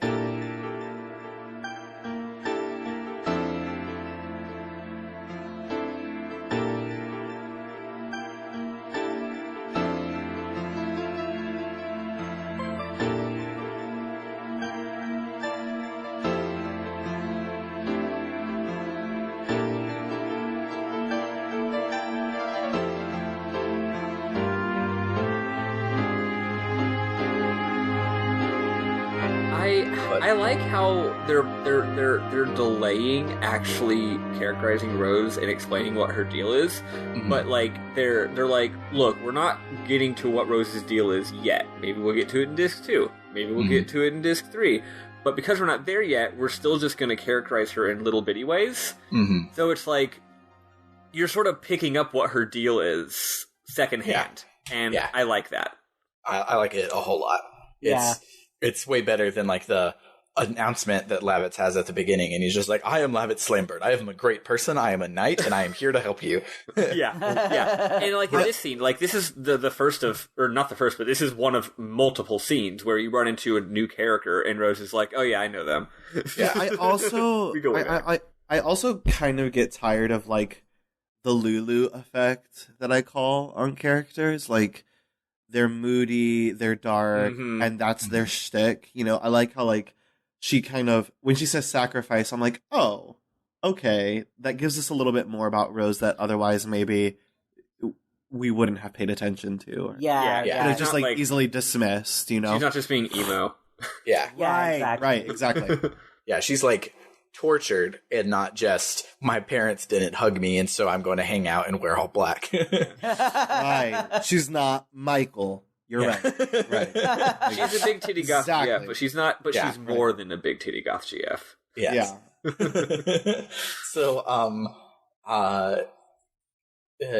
and so she gives us the Dragoon spirit and shows us how to use it by saving Drake, and then she says the theme of the game, Dart, sometimes staring at the truth brings pain, but you'll be able to overcome it. I'm really glad that I told you that this was the theme at the beginning, because not just being able saying these lines and waiting for you to put it together at the end of the game would be excruciating. But speaking of excruciating, we're almost to the third dungeon of the week. But so then Shirley passes on from this world, having completed her destiny and whatnot, and so we head back to Lohan. And when we get there, holy crap, Shauna is the White Silver Dragoon. I didn't see that coming, especially not on the cover of this game. Yeah, like the twist.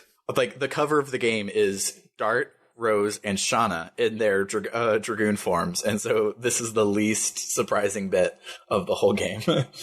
So the doctor is like, holy shit, it's the second Dragon campaign and I get to see it. That's so cool. Hopefully you can end the war soon. But first, would you like to play some mini games? Small aside here. Really funny, fucking funny line here. So the doctor, when Rose first becomes Dragoon, and she's all like, wow, I'm Dragoon, or not Rose, I mean Shauna, and she's all glowy white. And then everyone takes out their Dragoon orbs, and they're all glowing. And the doctor goes, excuse me, it's too bright, and I cannot see. Can you do something about it? Like, they're having this epic moment of, like teamwork bonding, and they're like, yeah, and he's like, can y'all keep it down? Can you not? This is a hospital. Yeah, I like the doctor, and they're like, oh, sorry, we're making a scene. Whoops. Yeah. it's good. But yeah, he's like, hey, go play some mini games and fight in our martial arts tournament. So and also he literally you already said that. Yeah, he literally is like, you need to end the war as soon as possible. Also go play mini games. Yeah. But yeah, so we go down to the fighting tournament, and Dart doesn't even ask anyone. He just signs up and then turns to Lavitz. He's like, Lavitz, go easy on me. And Lavitz is like, I'm at war, so I really can't stop to do a fighting tournament. Can't stop, won't stop. And Rose is like, we're in a hurry, and also I could kill everyone here by blinking, so not going to do it. And Dart's like, oh, you guys make some really good points. See you in half an hour. I'm going to go join the tournament. Real quick, the person doing the signups has wonderful dialogue. He goes, hey, if any of you people out there are live fast, die young types and want to test your courage, step up and fill out the application. My advice to those of you who are feeble cowards or have cold feet, don't register. I guarantee you will die. So apparently this tournament is to the death. but you face people who lost last year, so... Yeah, I don't know, whatever. But yeah, it's like, hey, maybe it's just a really good salesman. Because they're feeble, they'll die. Yeah. Yes, it's like, hey, or because they're cowards, they'll die. He's like, hey, are you a fucking idiot with a death wish? And me specifically, am like, yes, please, let's. But yeah, so Dart joins, and Lavitz is like, hey, first off, don't die. Second off, don't do the whole Power Ranger thing in public. It's kind of like a bad idea, and in retrospect, that's a great idea, but we'll get there. So when we're down in like the bullpen area, we meet my favorite Master Roshi character, Haschel, and I can see that he's the second best Master Roshi character, but he's still my favorite. And he's really good. Yeah, and his name is Haschel, and he traveled with Dart back when Dart was on his revenge quest, and because Haschel was traveling looking for his daughter. I think he actually says that later, but it's no big deal. But they traveled together in the past, so they bond and are like, hey bro, what's up, bro? And just palling around having a good old time, and they both are like, yeah, I'll see you in the finals because all these other people suck. And then the boss fights happen, and they're pretty much nothing to write home about, and they all have an elemental weakness, and I all used an item, and they all died. But the archer, I do say, is cool, and his main thing is he tells you how cool Shauna could have been, but no. Like he gets to target like your weak points, and then he has like this cool William Tell move where he throws up 3 apples and like hits you in the face with them with an arrow, and like everything is cool, and Shauna just goes, hut, pew. Yep. One arrow, and that's it. It's disappointing. Yeah. So after your fights, you ask Haschel if he's ready for the final, and Haschel's like, well, I guess we can still travel together because I got my ass kicked. And then this dude Loib comes in. What an intimidating name! Oh God, it's so good. Loib is so good. So his real name is Lloyd, but just like this game is like Bart becomes Dart, Lloyd becomes Loib. So I misread this scene a lot because I'm apparently still 12 and can't pick up on very simple narrative cues. When Haschel shows up, I was like, oh, this is the thing where you run into a random dude and then low-key he's going to be a party member later. But then Loib shows up and I'm like, oh no, I guess Haschel was a fake out. Loib is obviously going to be a party member. Apparently, I didn't notice he has silver hair. I immediately was like, fucking Sephiroth over here. Well, the thing is, I had heard of Loib because he's a popular character. So whenever people talk about Legend of Dragoon, they talk about Loib. But I didn't remember in what context he was talked about. So I was like, oh, he's a very beloved character. He must be one of the party members. You know what I mean? No. I didn't think that there was another reason he could be a beloved and important character. Nope. Just wait to the next dungeon. Well, I legit was just like, oh, he's going to be a party member. But then later, Haschel, spoiler, joins the party. And I was like, oh, never mind, I guess. Yeah. And so, before the match, Loib comes in and says, I dedicate this match to what fate has in store for us, which is totally spooky and ominous, but also really uncalled for now that we're in the future and we know what he's talking about. I hate him. So he sucks ass. Fuck you, Loib.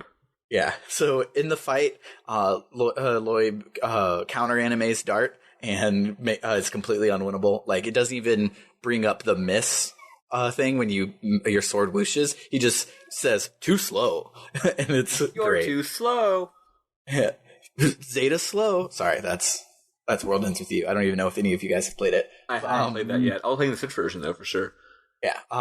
We should play it on the podcast. It's pretty great. But so after the fight, the announcer's like, well, Lloyd got first, and Dart got second, and Haschel got third, and he calls Haschel Master of the Rouge Art, which I literally only thought wasn't Rogue this time around. My 50th time playing this game. My brain fucking auto-corrected it to Rogue, and then I saw Rouge, and I was like, well, maybe his makeup's real on point. Yeah, or it's because Rouge is like a purplish red, and if only there was a purplish red element, clothing style, Dragoon spirit that we'd be accomplishing at the end of this thing. That's not gonna. No. Yeah. No, surely not. Surely not. Surely not. No. Yeah. Also, Maddie, you should have known Lloyd wasn't a party member because he's not wearing color coded. Oh no, he's not color coded to an element. Oh right. Well, also his hair is white, but we already have another character who's that element. So yeah, it's redundant. I should have. I was just thinking that. I was like, yeah, he doesn't fit in. Maybe that's why he's bad. He just wants to be a party member, but they won't let him because there's no room. They're like, sorry, we already have it. We already have a silver element. Yeah. Sorry, you gotta change your colors, man. Yeah, you can't sit with us. Three's company, four's crowd. Yeah. So at the end, he's like, Dart and Haschel are like, wow, that was really good. And he's like, don't worry, one day, Dart, you're going to get stronger, and we'll fight again, and we'll have our true match. Same with you, Haschel, you're going to get even stronger. And then Lavitz comes in and is like, whoa, dude, you were so great. Whenever the war is over, we should totally have a fight since I'll be allowed. And Lloyd is like, I'd fucking wreck you, scrub. And Lavitz is like, point taken. You're probably right, but let's fight next time we meet anyways. And Lloyd is like, I'll think about it. And Lavitz is such a good boy. He's just like, okay, no, I see where you're coming from. Yeah, he's like, but you're I making still wanna. He's like, you're making some good arguments.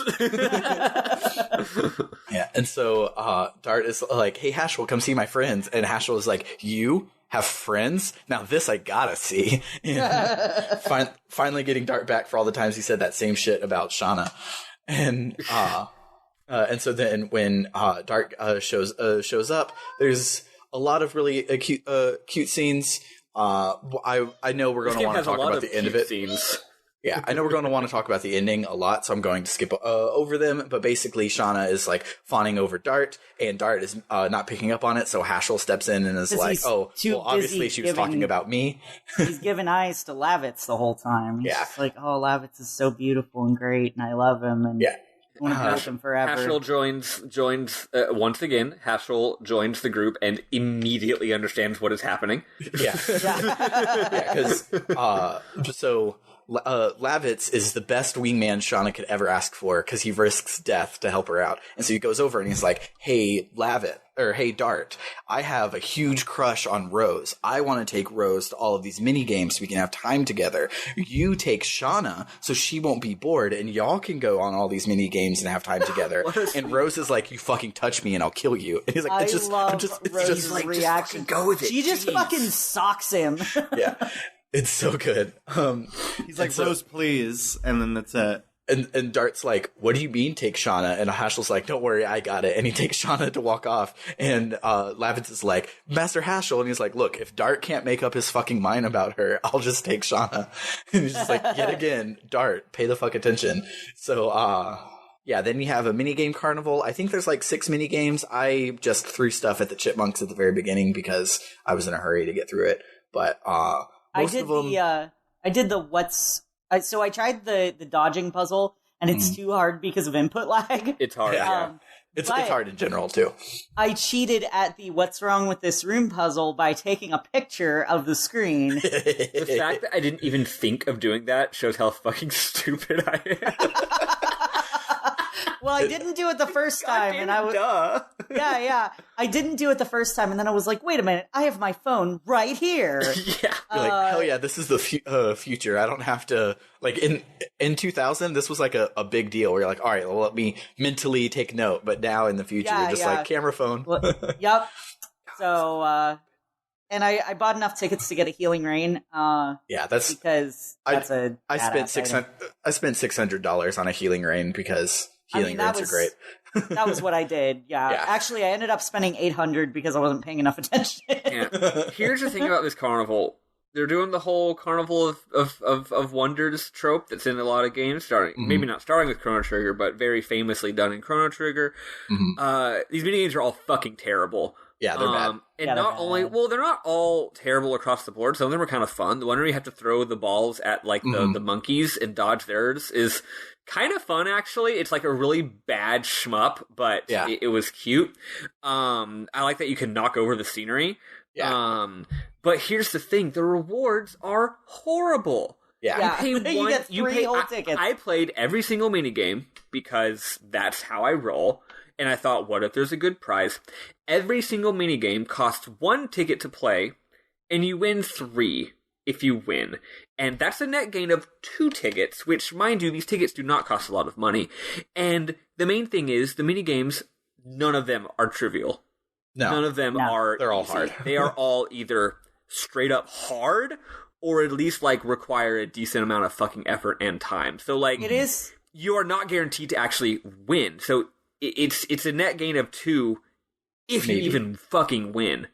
Yeah. I did win all of them because I'm stubborn. The dodging one turns out the second obstacle is insanely hard, and the rest of them are not that hard. If you can get past the second one, you're pretty much good. Yeah. Oh, okay. The timing on that one's really tricky because of, not because of the input lag, although that's part of it, but also because of the really weird hitboxes. Yeah. It is really cute after you fail one, like after you play it for the first time and then you fail, Shauna like encourages you. She's like, well, that one was really hard anyway. And yeah, I really like the dialogue, actually. Yeah, that was really neat. And I almost wanted to go to every minigame to see what she'd say about it, but at the same time I was like, no, I got shit to do. It's already late. I'm tired. I got to get through this. So yeah, well, you're a reasonable person. Yeah. So after the day, afterwards, Lavitz is like, so how was your date? And Dart's like, what's a date? And Lavitz is like, head in his hands, completely annoyed at this point. But then Dart finally... I'm trying to get you to be heteronormative, Dart. Come on. But Dart finally admits how heteronormative he is, and it kind of like makes us all make sense, because the whole time we're like, how dumb are you, Dart? But he admits he's not dumb. He knows what's going on. But as soon as the war is over, he's going to go back to killing the black monster, and so he doesn't want to get involved with Shauna because he doesn't want to take her with her on his revenge quest, and it would suck even worse if he like fell for her and then had to leave her back in Celeste. So he's not completely dumb about it. He's just mostly dumb about it, and still isn't letting Shauna get any autonomy. But Yep. But Lavitz says he reminds him of Graham and how his revenge didn't solve anything. Like the war's still on. He still doesn't have a dad. He's still Lavitz, and the revenge didn't help. So the person he's looking for is not from the past. You should be looking for the present and the future, which is another summary of the game's theme. And then he has one of my all-time favorite lines. Yeah. He goes, for this advice, I'll accept a drink. Have a drink with me and bail when the war ends. He's like, I know you didn't ask for this, but you have to pay me for it. I am 100% going to pull that. Like next time a friend of mine is like in need, but not so in need that this would be like rude, lightly in need, I will definitely give them some mediocre to good advice and then be like, okay, since I gave you that advice, you have to buy me a drink. And they'll be like, I didn't agree to this. I didn't agree to this exchange. Yeah. So when we decide to leave, and that we've done good, and we should go see if Albert needs us in bail. But then a knight comes in with not 1, not 2, but 3 arrows sticking out of him and a spear. And he just comes into town. He's like, oh shit, it's Lavitz. I'm glad I didn't die already. Were you saying something, Rizzo? I was gonna say, because he was already dead. Like, I saw that, and I was just like, oh, cool. All right, so this this is gonna be a really short plot. Yeah. Yeah, and so he comes in and is like, hey, Lavitz, I'm glad that I got to you, so my death won't be in vain. But Albert has been captured in Helena, and Bale is occupied, and we're kind of about to completely lose the war. So Lavitz like flies off into a rage and is about to storm out, and then Haschel like ninja flips from off screen, just comes in and decks Lavitz so hard that he falls down. Completely fucking owns it. It's hilarious. Again, this game loves it when things fly in from off screen.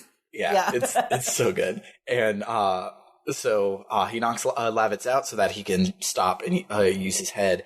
And so Haschel then gathers some info about the situation, sees that Albert gave himself into captivity so that the people of Basel would be spared. And Lavitz is like, yeah, I'm sorry, I flew off the handle. I just was so whooped up from having killed a dragon. I thought I could do anything. So if we're not just going to storm Helena and get Albert back, what are we going to do? And Haschel's like, no, that's a good idea. I just wanted you to have your head on your shoulders. So let's go storm Helena.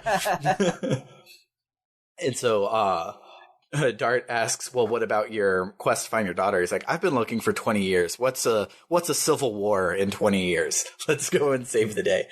And now we have a purple party member, and I wonder if that will ever possibly come up and be color-coded with the boss of a dungeon from now. Probably not. So we get to Helena, and we see... Oh, and when we leave to go to Helena, I remember that they teleported you there, but they don't. But they do open up a second route that you go down, and so the world map becomes a little less backtracky at this point. But yeah, it's like turns out Helena was right over there. Yeah. So we already did the Pokemon where we made our loop around, and now we're back at Victory Road that was back in our hometown. So in Helena, we see Freugle up on the roof, and he says that Clokey's order was to keep Albert alive until sunrise of this upcoming day, and so he's just about to kill him for funsies, and then he also says that his promise to not kill the people of Bale was just a lie to get Albert to come willingly, and then Albert says, "Ugh, I'm vexed." I also love how Freugle is just like, I want to kill him so bad, but I can't yet. He's like so annoyed that he can't kill this guy. Yeah. And meanwhile, Clokey was just like, look, you gotta wait until sunrise. It'll look perfect. I'll have the camera. It'll look so good. We have to shoot the scene at sunrise. And so we're going to only work for 15 minutes a day over the next 3 weeks to shoot the scene, and everything will be great. It's going to be one take. It's going to be fine. Just rehearse your fucking lines, okay? Yeah. Just like... If you fuck it up, we have to come back tomorrow. But, so he also says that Clokey only wants Albert's body, so the rest of everything doesn't really matter. And then one of the mooks comes in and is like, "Hey, everybody's here, and they're going to kill you." And Freugle is like, "I really don't have any empirical evidence that I'm not as strong as these other people. I'll take them and Albert both at sunrise." Yeah. Yep. And so yeah, now we get to the other half of this dungeon. How did everyone like Helena 2, Helena Handbasket? Good one. It's a good one. I liked it some the first time, and I liked it the second time. I liked how they had some dumb contrived reason to block off the shit you already did, and an equally dumb contrived reason to go and do some different shit. Literally, it's, hey, that elevator that didn't work the first time, now it works. Yeah. Also, that elevator that did work the first time, now it doesn't. That's literally it. So they make you go a different way. Although you can backtrack a little bit, and I did, because I was wondering if things were going to be any different, and turns out they weren't, and the chests were still open, and I just wasted some time. But I did get some XP, so, whatever. Yeah. And then also the room where you went in earlier, and you're like, ooh, there's 9 people in here, I can't do it. You now walk in, you're like, I'm level 10, bitches, what's up? Yep, absolutely. And yeah, so I think the added bit of the elevator puzzles is okay, but nothing crazy awesome. It's thematic, and I really like the feel of this dungeon more than playing this dungeon. Yeah, I enjoyed it a lot, but it's just a dramatic beat in between to build up to what's about to happen. That's all it's there for. Yeah, and so, partway through, they drop us into a Rancor pit, and we have to fight a Rancor to escape, or just put it to sleep if you got the sachet from the screen before. And this fight is pretty easy, especially if you put it to sleep. And I couldn't pick up the sachet because I couldn't bring myself to drop anything, so I had to do the fight normally. Oh my god! See, that's a problem. yeah, I know. Use your items. I'll do it. All right. Talk to me. This is the part where the game starts getting hard for me and Shauna. This battle, even if you put the Rancor to sleep, it only sleeps for like half the battle, and then it wakes up, and it didn't.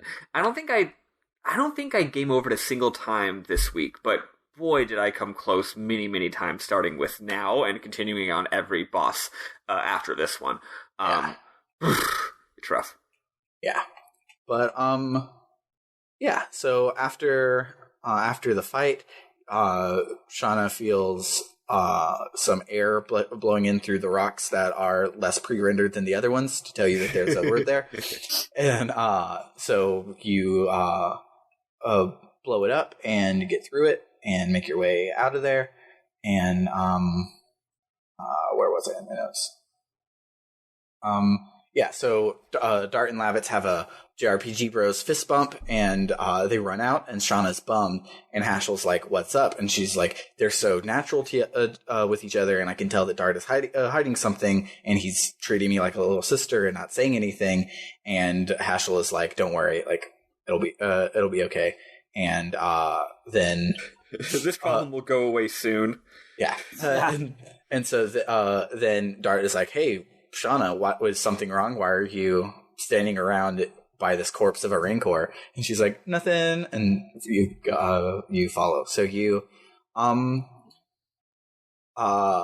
so you make it to the top of the dungeon, and it's getting light out now. And Freugel's like, "Well, looks like Albert, it looks like you're going to get your wish. When I kill you, the war will end. And isn't everything you wanted was to end the war? So it's going to end, and Dole's going to reign, and everything's going to be great." And then Albert says it, and we've all thought about it. "I am vexed." I'm vexed. And so then Freugel starts to monologue, and Shauna does the coolest thing she's done all game, probably coolest thing she will do all game, and she arrows him in the face from off screen to shut him up. It was so fucking good. I love Arrow from off screen. Arrow from off screen is the true hero of this video game. So we have another boss fight with him, and it's almost the exact same as last time. He just has named mooks instead of nameless mooks, but they're mooks nonetheless, and they go down quickly. Did you guys have any problems with this Freugel? Not particularly. It's just whining about how the game's hard now. I think even with Sean, I'm pretty sure I wrecked this guy relatively easily. Yeah. Yeah. He's not bad, but so when you win, Lavitz gets the anime finisher, and he just impales Frugal on his spear. He's not taking any chances of him coming back. Yeah. He just like, "You're gonna fucking die, you fat tub of lard." And so now the best scene in the game happens, and if you are just listening along, you need to watch the scene on YouTube. There are a bajillion cuts of it. It is so good. I'll probably will put a link to one of the clips in the show notes. The problem is the name of any of the clips spoils what happens in said clip. Yeah, so you listen to us first, and then go and watch it, because it's a beautiful scene. Yeah, but so off screen we hear Albert scream, and this is a in battle engine cutscene, like the one with the snake and the one where Dart transformed and stuff. And so Albert screams, and you look over, and Clokey is like, "Kalima," and pulling a moon gem from Albert's back.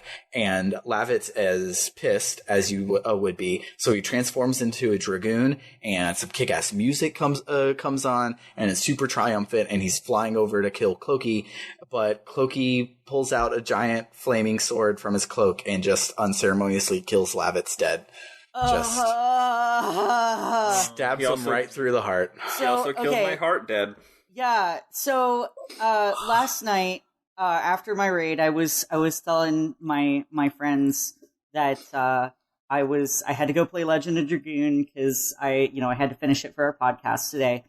And my friend Brandon, shout out to Brandon, I love you. goes, "Oh, cool. How's Lavitz? How's he doing?" And I'm like, "Oh, he's great. I love him." This was before I had killed Lavitz, and now all I can do is picture myself as evil Coop in front of a mirror from Twin Peaks going, "How's Lavitz? How's Lavitz? How's Lavitz?" So Yeah, that's exactly how it is. Like, I was just like fucking shocked. Devastated? Devastated, shocked. I didn't know that they were going to do. I was like, he's a main character. He's not going to die. He's going to be fine. And then like he has this tender moment with Dart where they hold hands and they interlock fingers, and it reminded me. Well, it reminded me too of spoilers for Sailor Moon. And I apologize if you guys are like really like hoping to see this, but in the very last season of Sailor Moon Stars, all of the Senshi fucking die. They all die, except for Sailor Moon. But in the anime, Uranus and Neptune have this like incredibly touching moment where they're dying together, and you know they're kind of far away from each other, so they're like trying to reach out for each other's hands and like scooching closer to each other and like finally touch hands as they die. And it reminded me of that, and I'm just like, yeah. My heart. Outside of Final Fantasy VII and Eris dying, I think that Lavitz is probably one of like the most historically well-known like video game deaths ever. I'm so glad I never knew anything about Legend of Dragoon, because it has been anime deaths. It has been so hard for me and Matt to talk about this game and not talk about this part because, like Rizzo said, like this is probably my favorite Aerith trope. It is my favorite game. I was talking about them with Matt and DMs, and we came up with a bunch of good ones. But this is one of my favorites, if not my favorite. And like not being able to like talk about it since we were playing this game has been so excruciating. That's why I don't know if you noticed, but I kept checking like, how's everybody doing this week? Like, are you done? Did you finish the disc? Can I please talk about this? Oh, well, speaking of that, we should talk about what happened when we actually got there. So yesterday in host only, the host only page, we're just chilling, right? I don't think either of us had made any posts in a while. Yeah. And then all of a sudden, hold on, let me see. I get to the scene, and then I'm actually eating dinner while I'm playing, and my phone's not near me, so I don't make a push right away. And also, I'm thinking I don't want to spoil anything. So the point is, for me, it's like maybe half an hour later, I've played some more of the game. So then I go and I get my phone, and I start typing my message that I'm going to type to indicate that I have reached that point in the game. And as I'm typing, I see Sailor Eli is typing a message. And I'm like, that's funny. So then I post at 10:27 p.m. in all caps, "Yo, fuck this game." And Sailor Eli posts about 1 second before I do Eli's post about Lavitz dying. Like, simultaneous posting. It was the funniest thing. I was laughing my ass off. I do gotta say, I'm not. I would have laughed if I wasn't crying. I gotta say, just because we're all sharing our impressions, not to belittle, not to go against anyone else's emotions or anything. I wasn't really hit by it like emotionally, but that's just because I don't know where I am in life. Maybe like, you know, I'm experiencing this game at a relative emotional distance. Maybe it's the game's fault. Maybe it's just me. Maybe it's playing on a Vita, or like playing on a Vita while eating dinner, or maybe it's the fact that I don't have fucking good headphones, so I can't hear the music. So for me, it's like I'm really just more like appreciating how well done it is from afar. I wasn't like crying or anything, but I was still very like, oh damn. Wow, that was a scene. I mean, it's been some time since the game was released. I really liked this. I don't like Lavitz dying. I like how this is like a study of an opposing side from like Final Fantasy VII. Yep. In that like Eris was quiet, demure. You kind of like the game there made you spend more time with Eris as a means to get to know her. Like you had the choice to do that as like by going to like the Golden Saucer or whatever and going on your date. Whereas with Lavitz, like this is a good study on like hamming up a fucking character, making an audience like really like them, and then taking that away and the weight of that. So Lavit's dying was just iconic for me, not because I wanted this character to go away, but because they did a good job, even now, like over a decade later, right? Like, we all think he's a good boy. And that's just because of the way very clearly a manic pixie that dream they girl, wrote so his obviously character he was out. gonna get fridged, but you know. Yeah, you know, but like I really do like how in as far as a narrative goes, it was tons of dudes die in video games, right? But like Lavitz, everyone was just like, not him. We didn't want him to go. Yeah. And so like, yeah. Yeah, as someone who hasn't played a whole lot of JRPGs, like, main characters dying, I don't know if this is something that happens in a lot of them, but like, you know, I'm at the point where I'm like, this is a main character in RPG. They're probably not going to die. You know, Aerith is kind of like the exception to the rule, I feel like. Yeah. Aerith, Eris, whatever you want to call her. Aerith. Wait, I don't know if that one works as well. You know, it kind of blindsided me. It took me by surprise. And I mean, yes, looking back, it makes sense because they built him up absolutely to make you fall in love with this guy. Oh, yeah. And for Dart to learn a lot from him before he dies. Yes, absolutely. He's like an Obi-Wan type. Yeah, totally. Not personality-wise. Like as we'll see here in a second at Lavitz's like wake or whatever, Dart literally changes from having a revenge quest to like, oh no, like I have honor and all of these other things that I learned from Lavitz. Yeah. But just, you know, and there was obvious foreshadowing to it with the stuff with Loib and yeah, I'm sorry, I can't not say it. No, I'm not going to just internalize it. It's great. You know, and just the whole scene with his mother that was so sweet. Like, one of my like, how y'all gonna tell his mama that her baby's not coming home? Like, holy shit! Yeah, that fucked me up. Like, thinking about that, I was like, oh, this is the part where I saw. You're right. She even says like, I haven't heard from you in such a long time. I've been worried about you. And she's like, happens. You know, I want grandbabies. Now she's never gonna have any grandchildren. That's just like Survey's gone too, so she like has no other chances to get grandbabies. Yeah, and that's her whole family. And I think that brings up a really good point because, like, here's the thing. On one hand, artistically, I think it's kind of rude to endlessly you know, if you hear a musician play their song, a very rude thing to be is immediately after they finish it, be like, oh, that sounds like so-and-so. You know what I mean?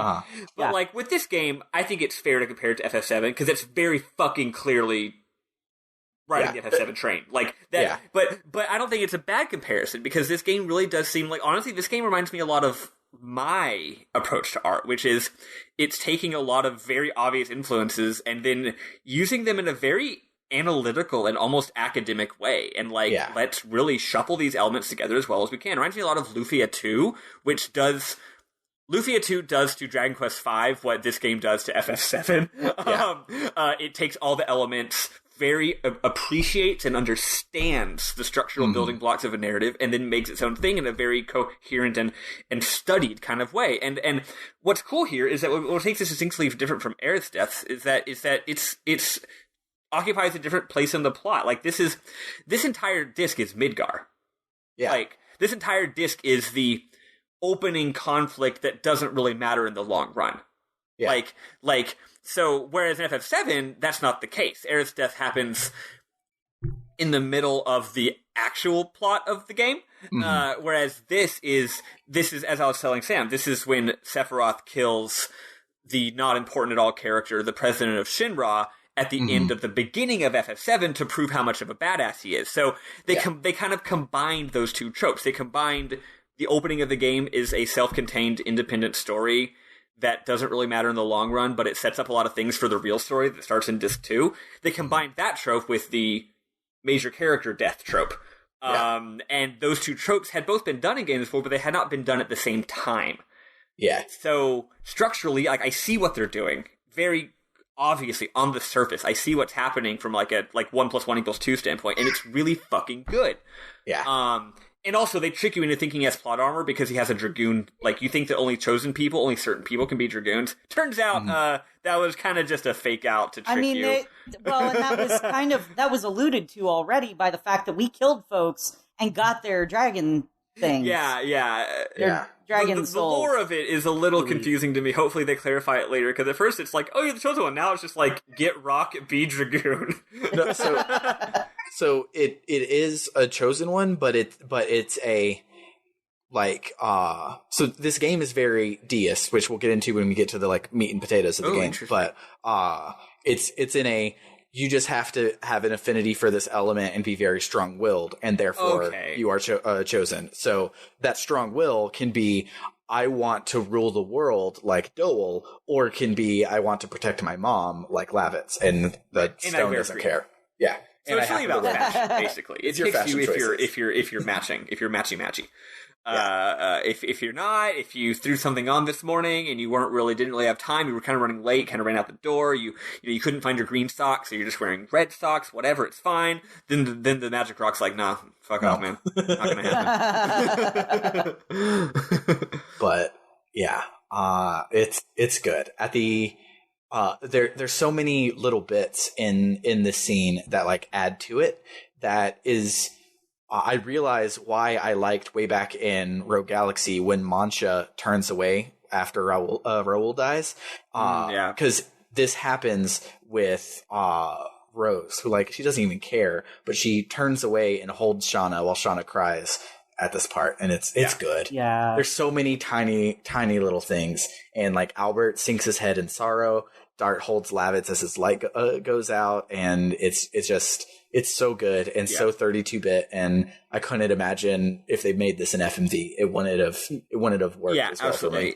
And another reason it works so well is that there's other interesting plot stuff here. Like here, this is also the reveal of the enemy. Oh yeah, we've even talked about this. It might not have, because I was saving it, but yeah, Clokey reveals that he is Lloyd after Lavitz dies. He throws his cloak back. He's Lloyd, and he jumps from the tower. And Rose says that his sword is the Dragon Buster, and she recognizes it. So the sword thing is cool because it's not just like, he killed the main character, he killed the best character arbitrarily, and it's sad. It's like, oh no, he could only kill the best boy because he had the magic plot sword that we didn't know he had. It's not an ass pull though, because this is disc 1. It's not an ass pull. It's starting the plot of the game.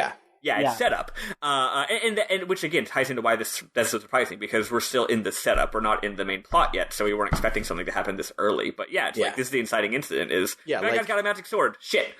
Like the first historical Aerith that I know of, and I haven't played a lot of like 8 and early 16-bit JRPGs, so it's probably not the first, but Shadow is the first Aerith that I know of in FF6. And yes, technically you can save him, but it's not designed where you know to save him. It's a Easter egg where you save him.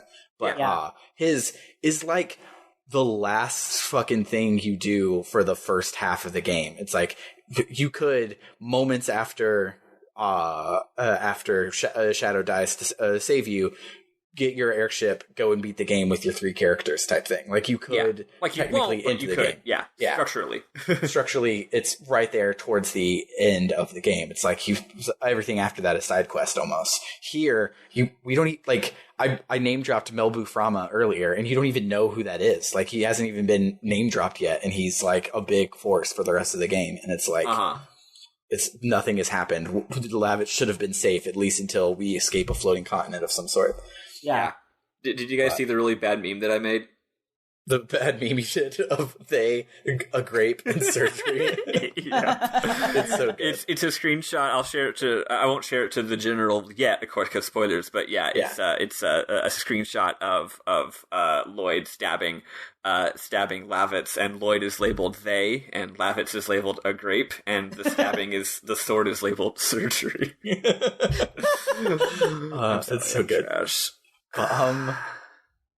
So we cry a lot, and oddly enough, the screen comes back up and it doesn't say please insert disc 2. Yep. Yeah. I always remembered this as the end of the disc thing growing up. Like I completely forgot about this marginally forgettable end of the rest of the disc.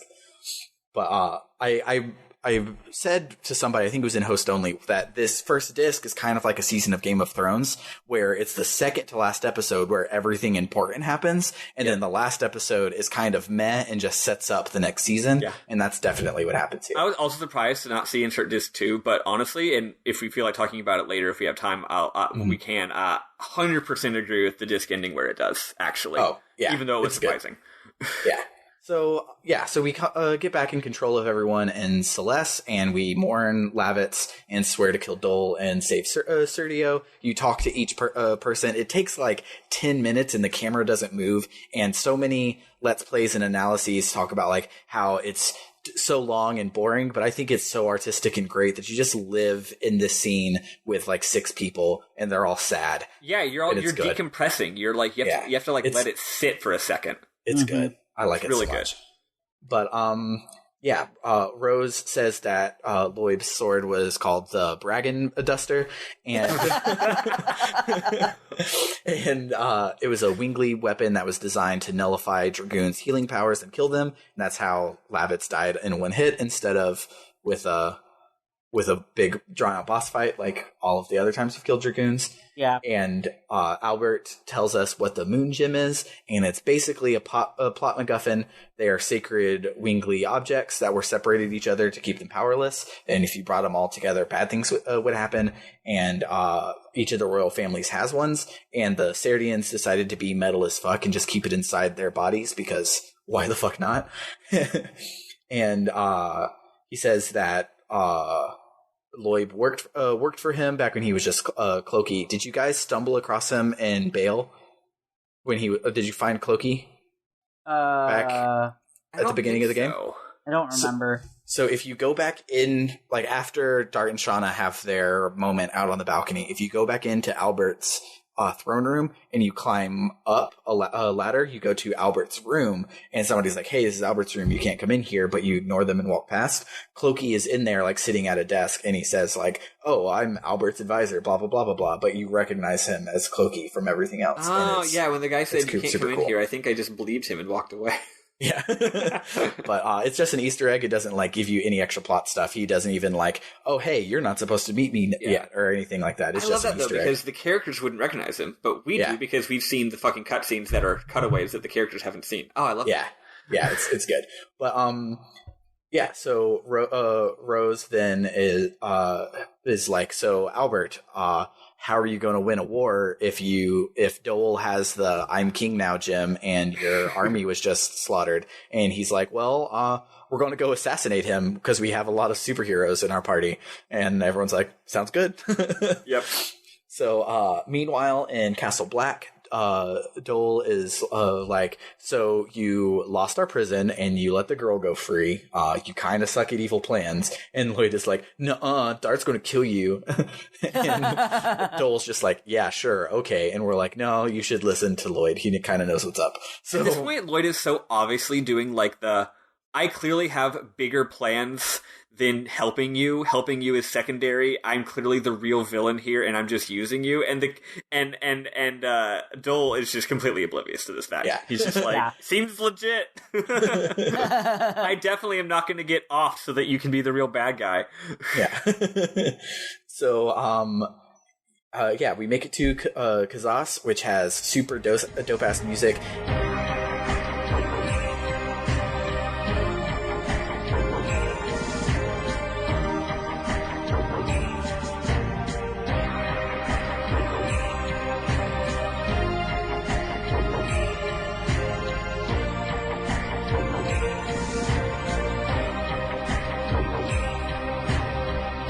It probably sucked on the Vita because my favorite part about it is the bass line is just out of nowhere. Once a measure, this dubstep sounding ass wub wub happens, and it's so good. Nah, it's still good. It is great.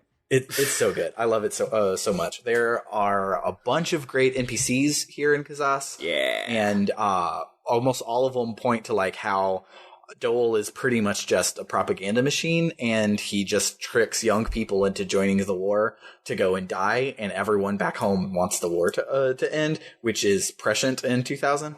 And so it makes it like humanizes everybody and makes the the Return of the Jedi plot actually makes sense here because everyone in the Empire is evil. So you kill one evil guy, there are still millions of evil guys and books and books and books about the Fallout war battles until the Battle of Jakku when it's finally over. Yeah. Here, you can tell everyone's like, please just kill Dole, get him out of here, and then we can just be normal again. Albert, we love you, we want to come back type thing, which is well, dope. also here, isn't there stuff about how Dole is like kind of under like some sort of wizard spell which makes him evil? Yeah, somebody, I think it's later. They're just like, look, he's been like extremely fucked up before. Like we joined this because all of the problems of like national socialism, but that's kind of not what's going on anymore. So this is kind of fucked up, and it's pretty dope. So yeah, there's so after you explore the town, you find a 12-year-old who has better infosec than Albert does, and he vets you and asks a whole bunch of questions to make sure he understands your motives, and he's like asking trick questions to make sure that you say the right things, to know that he can trust you to joining the Free Serdio party, at which point Albert is like, oh cool, I've heard about you guys. I'm King Albert. I'm here behind enemy lines, and I hope you don't want to kill me. And he's like, nah, it's chill. Yeah, so the 12-year-old lets us sneak into the castle, and the proper dungeon starts. And what did you guys think about this dungeon? Excellent. Yeah, it was pretty cool. I really liked the aesthetics. I liked, like, the puzzles weren't... Well, okay, the garbage chute puzzle was a pain in the ass, but for the most part, it wasn't too bad. Yeah. And I like that all of the battles are scripted. You don't have any random encounters. Yep. Yeah, I love that shit. I'm a big fan of dungeons that have lots of NPCs to talk to in them. It's like you're fighting, but you're also just exploring a place. Mm-hmm. I really, really like that. Again, it's the Shinra Tower situation. And the dungeon takes its time too. It's not super like wham bam bam. Like you get to really explore and soak it in. It's excellent. Yeah. There are more great NPCs here. Kind of don't really have time to go into them, but basically everyone hates Dole, and Dole is using his dragon magic science to promise to help people, but instead he's like, build me death rays, and people don't want to do that. And then but we don't want to build death rays. And then there's another dragon scientist who turns himself into a dog, and it's great. Yeah, but the other scientists literally talk about how this one scientist sucks, and then he feels bad about it, so he says he's going to turn himself into a Cerberus, but instead he turns into a small dog, and I think Dart says, well, at least we were amused. Yeah. It's good. So, on the way up, like almost at the end, we meet the commander from the very first FMV. He tries to make himself sound better, and he's like, it was all Dole's thing. If I were there, I wouldn't have let the killing happen, but we know that he was there because we fought him. But whatever. we'll let it slide. So he's the one that tells us that Dole is more vanquishy ever since Lloyd shows up, and the people have been living in squalor. So if Bale won and killed all of them and raced them to the ground, they might not even notice because life is so shitty under Dole right now. And he was like, he would rather us kill him, and we can end it now and rebuild, so we don't have to like keep dealing with a super evil king. And I love that scene, actually. Yeah. And there's a bit about a statue that's some bullshit mumbo jumbo about believing in yourself or something is not important. And that's not like the statue at the beginning of Xenogears that tells you the plot of the game. This one is just mumbo jumbo bullshit. But yeah, on the way up to Dole, he sicks Kongol on us again, but this time Kongol has some like kick-ass Mega Man armor, and it's pretty dope. How did you guys deal with the rematch? Poorly, because I'm bad at Albert's additions. Yeah, it was hard, but I beat him. Yeah, I beat him, but it was I had to be in Dragoon form. I had to be doing magic, and ugh.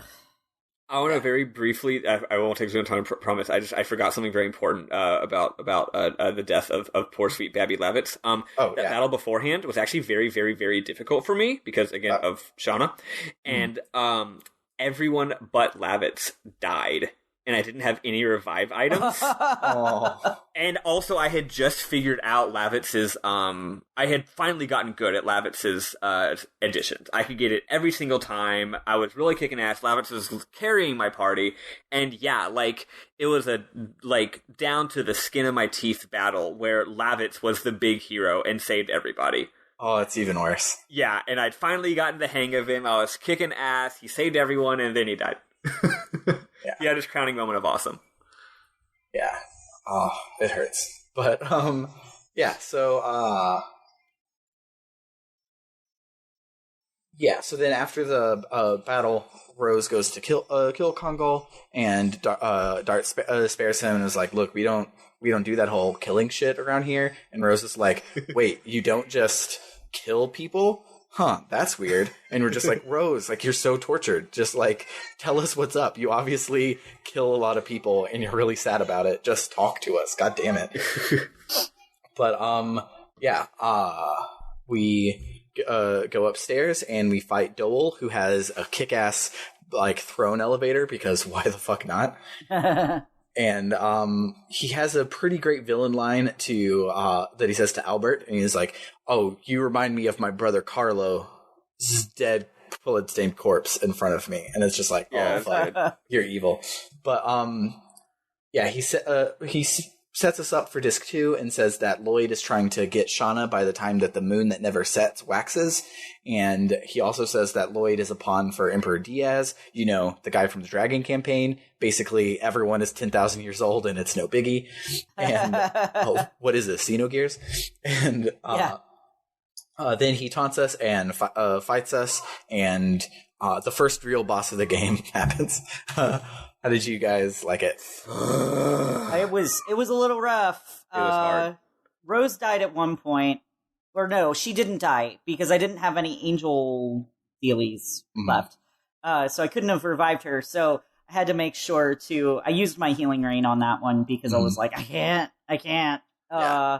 And I did use Albert's second magic to protect everyone. But, I mean, overall I got through it. But it was definitely more of a challenge than the other ones. I had given up on Shauna at this point. I was rolling with Haschel and Albert. I know Haschel, it's like he's not a Dragoon yet, but it's like I really want to get his additions up, right?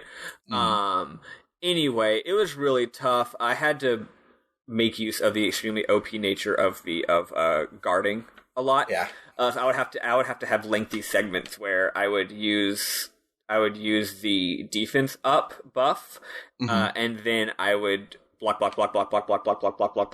get my health up, and then whittle his fucking health down. Ooh, it was tough. Yeah. And then, as if he's not hard enough, he then transforms into a Rouge Dragoon. Again, completely unrelated that's to how us. I was doing this. Yeah. Completely unrelated to us having a Rouge party member.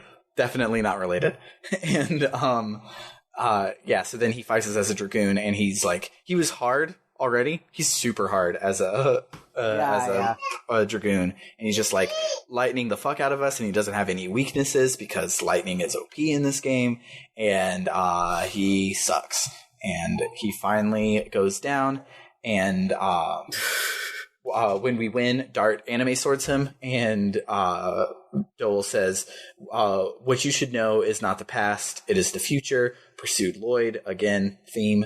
And then he dies, and it shows him dying in a cool way because he's clutching his chest while he's death monologuing, and then it shows his blood splattering on the ground in like really artistic way, which is funny because Rose's second or third magic attack, Hellgate, she stabs herself in the stomach like seppuku to bring forth the blood that then opens the gate to hell and fucks people up. Yeah, except in Japan, that was too metal, so they did it off screen. You just see the blood fall down. But even that was too metal for America, so it's just black goo, which...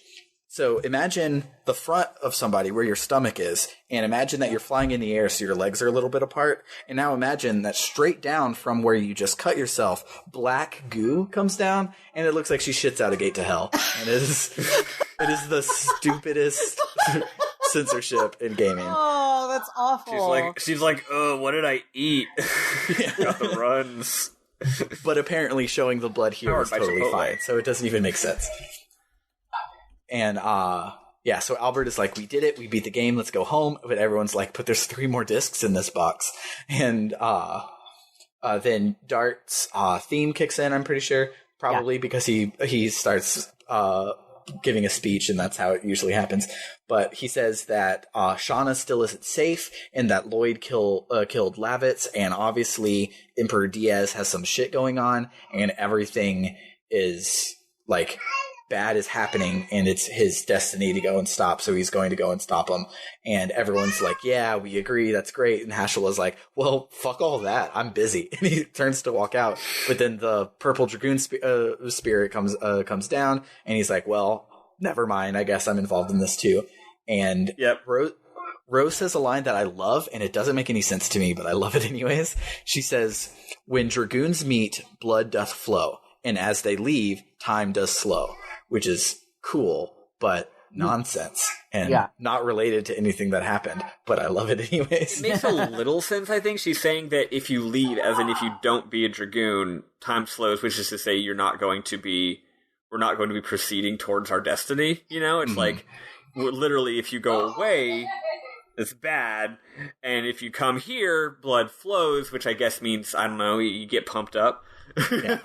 Or it's Rose, and she just thinks that's how like existing works, and you're just like, what? You just go around and you kill everyone, right? Like that's what you do. But and then Haschel decides to stay, and Dart says the worst end disc line ever, and he says Dragoon spirits are leading us, and the screen fades to black and says to insert disc 2. Like, and it's cool. And we did it! Yay! And we did it. But this one was a little beefy this week, but there was no good place to stop in the middle of this to we kind of had we had to do it to him. Yeah, I should have made you like save before the boss fight in Helena. But yeah, it was great.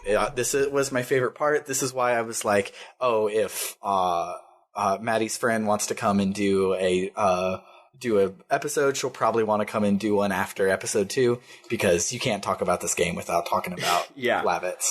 Yeah, like it's so good. Oh, but, sweet Lavitz, sweet Lavitz. But so I also jotted in my notes because I didn't remember where it came up, but I don't remember if I said this in our preamble or if I said it on the episode, so I apologize if this is redundant. But Albert just takes Lavitz's stats. It like changes the battle sprite and the face sprite and the name, and otherwise it's Lavitz. But because he's his own person still, his additions have different timing, because while they had the same training, they are different people. So it's like, the stats are the same, and you can keep him as the Lavitz in your party. That's why earlier when I was like, oh yeah, you keep the Dart, Lavitz, and Rose party for the rest of the game, I meant Albert, but I wasn't going to spoil it for you. That right, early. Obviously.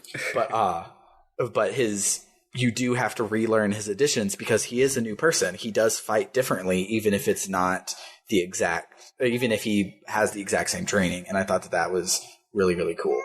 But cool. Also, I don't remember any scenes where it came up, but surely it had, because Lavitz is gone. But Lavitz's theme is really, really good. And I don't know which track that is, but I'll look it up. I'm sure it's good. But yeah, and so I'm going to drop it in here. I don't remember when it played. It might. I think it played when Dart and Lavitz were talking about Lavitz growing up back in last episode. I think that's when it plays, and I forgot to mention it there. But I love it. It's one of my favorite tracks in the game. It's so hopeful, which is so sad because Lavitz doesn't get any of his hopes.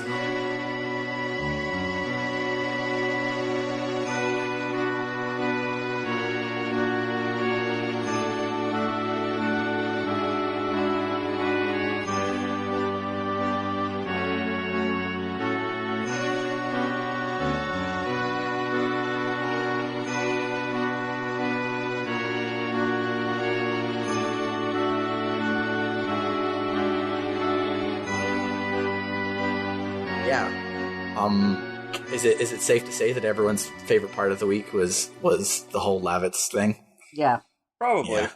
Yeah. I mean, it's good, fam. Yeah, it's great. But Albert's hot. Albert's hot, which is okay. I know Eli's a big fan of Albert because of how hot he is. I do have one I want to push back a little bit. I hate the way that he says his addition names. Yeah. fair enough. His voice sucks. What's his main one that he keeps using? The Typhoon or whatever? Typhoon Rod. Rod Typhoon? Rod Typhoon. I hate the way he says it. He's I like, haven't "Rod been able to Typhoon." I haven't I'm like, been able "Shut to the fuck complete up." the edition to hear it, so I never do. Yeah, like Lavitz saying harpoon is like iconic, and so when you get Albert and he's just like harpoon, and I'm like, that's not how you say it, man. Like, come on, it's not. that's not right. You're not Lavitz. I'm sorry, man. All right. But yeah, so we've gone a little late because it was kind of beefy, but yeah, that'll wrap us up for the week. So if you like what we do here, let us know. You can reach us at rpgbookclub@gmail.com, on Twitter at rpgbookclub, in our Discord, who has a link in the description.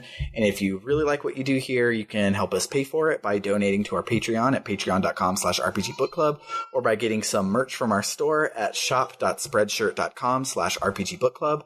And join us next week when we play through part 1 of chapter 2, which is it's called The Platinum Shadow, I do believe. Whoa, that's some Sailor Moon shit. Yeah, and and we'll be stopping after the boss battle with Linus. That's the first one. If you've played the game before, she comes back at the end of disc 2, and we're not going to play the whole disc. We probably could. It's really short, this disc, but we're not going to. So, cool. Yeah, for RPG Book Club, I have been Sam Allman. I've been Elias, Sailor Eli Warren.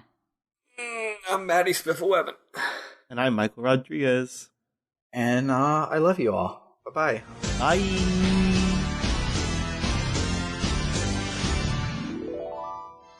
I am best. Good luck, folks.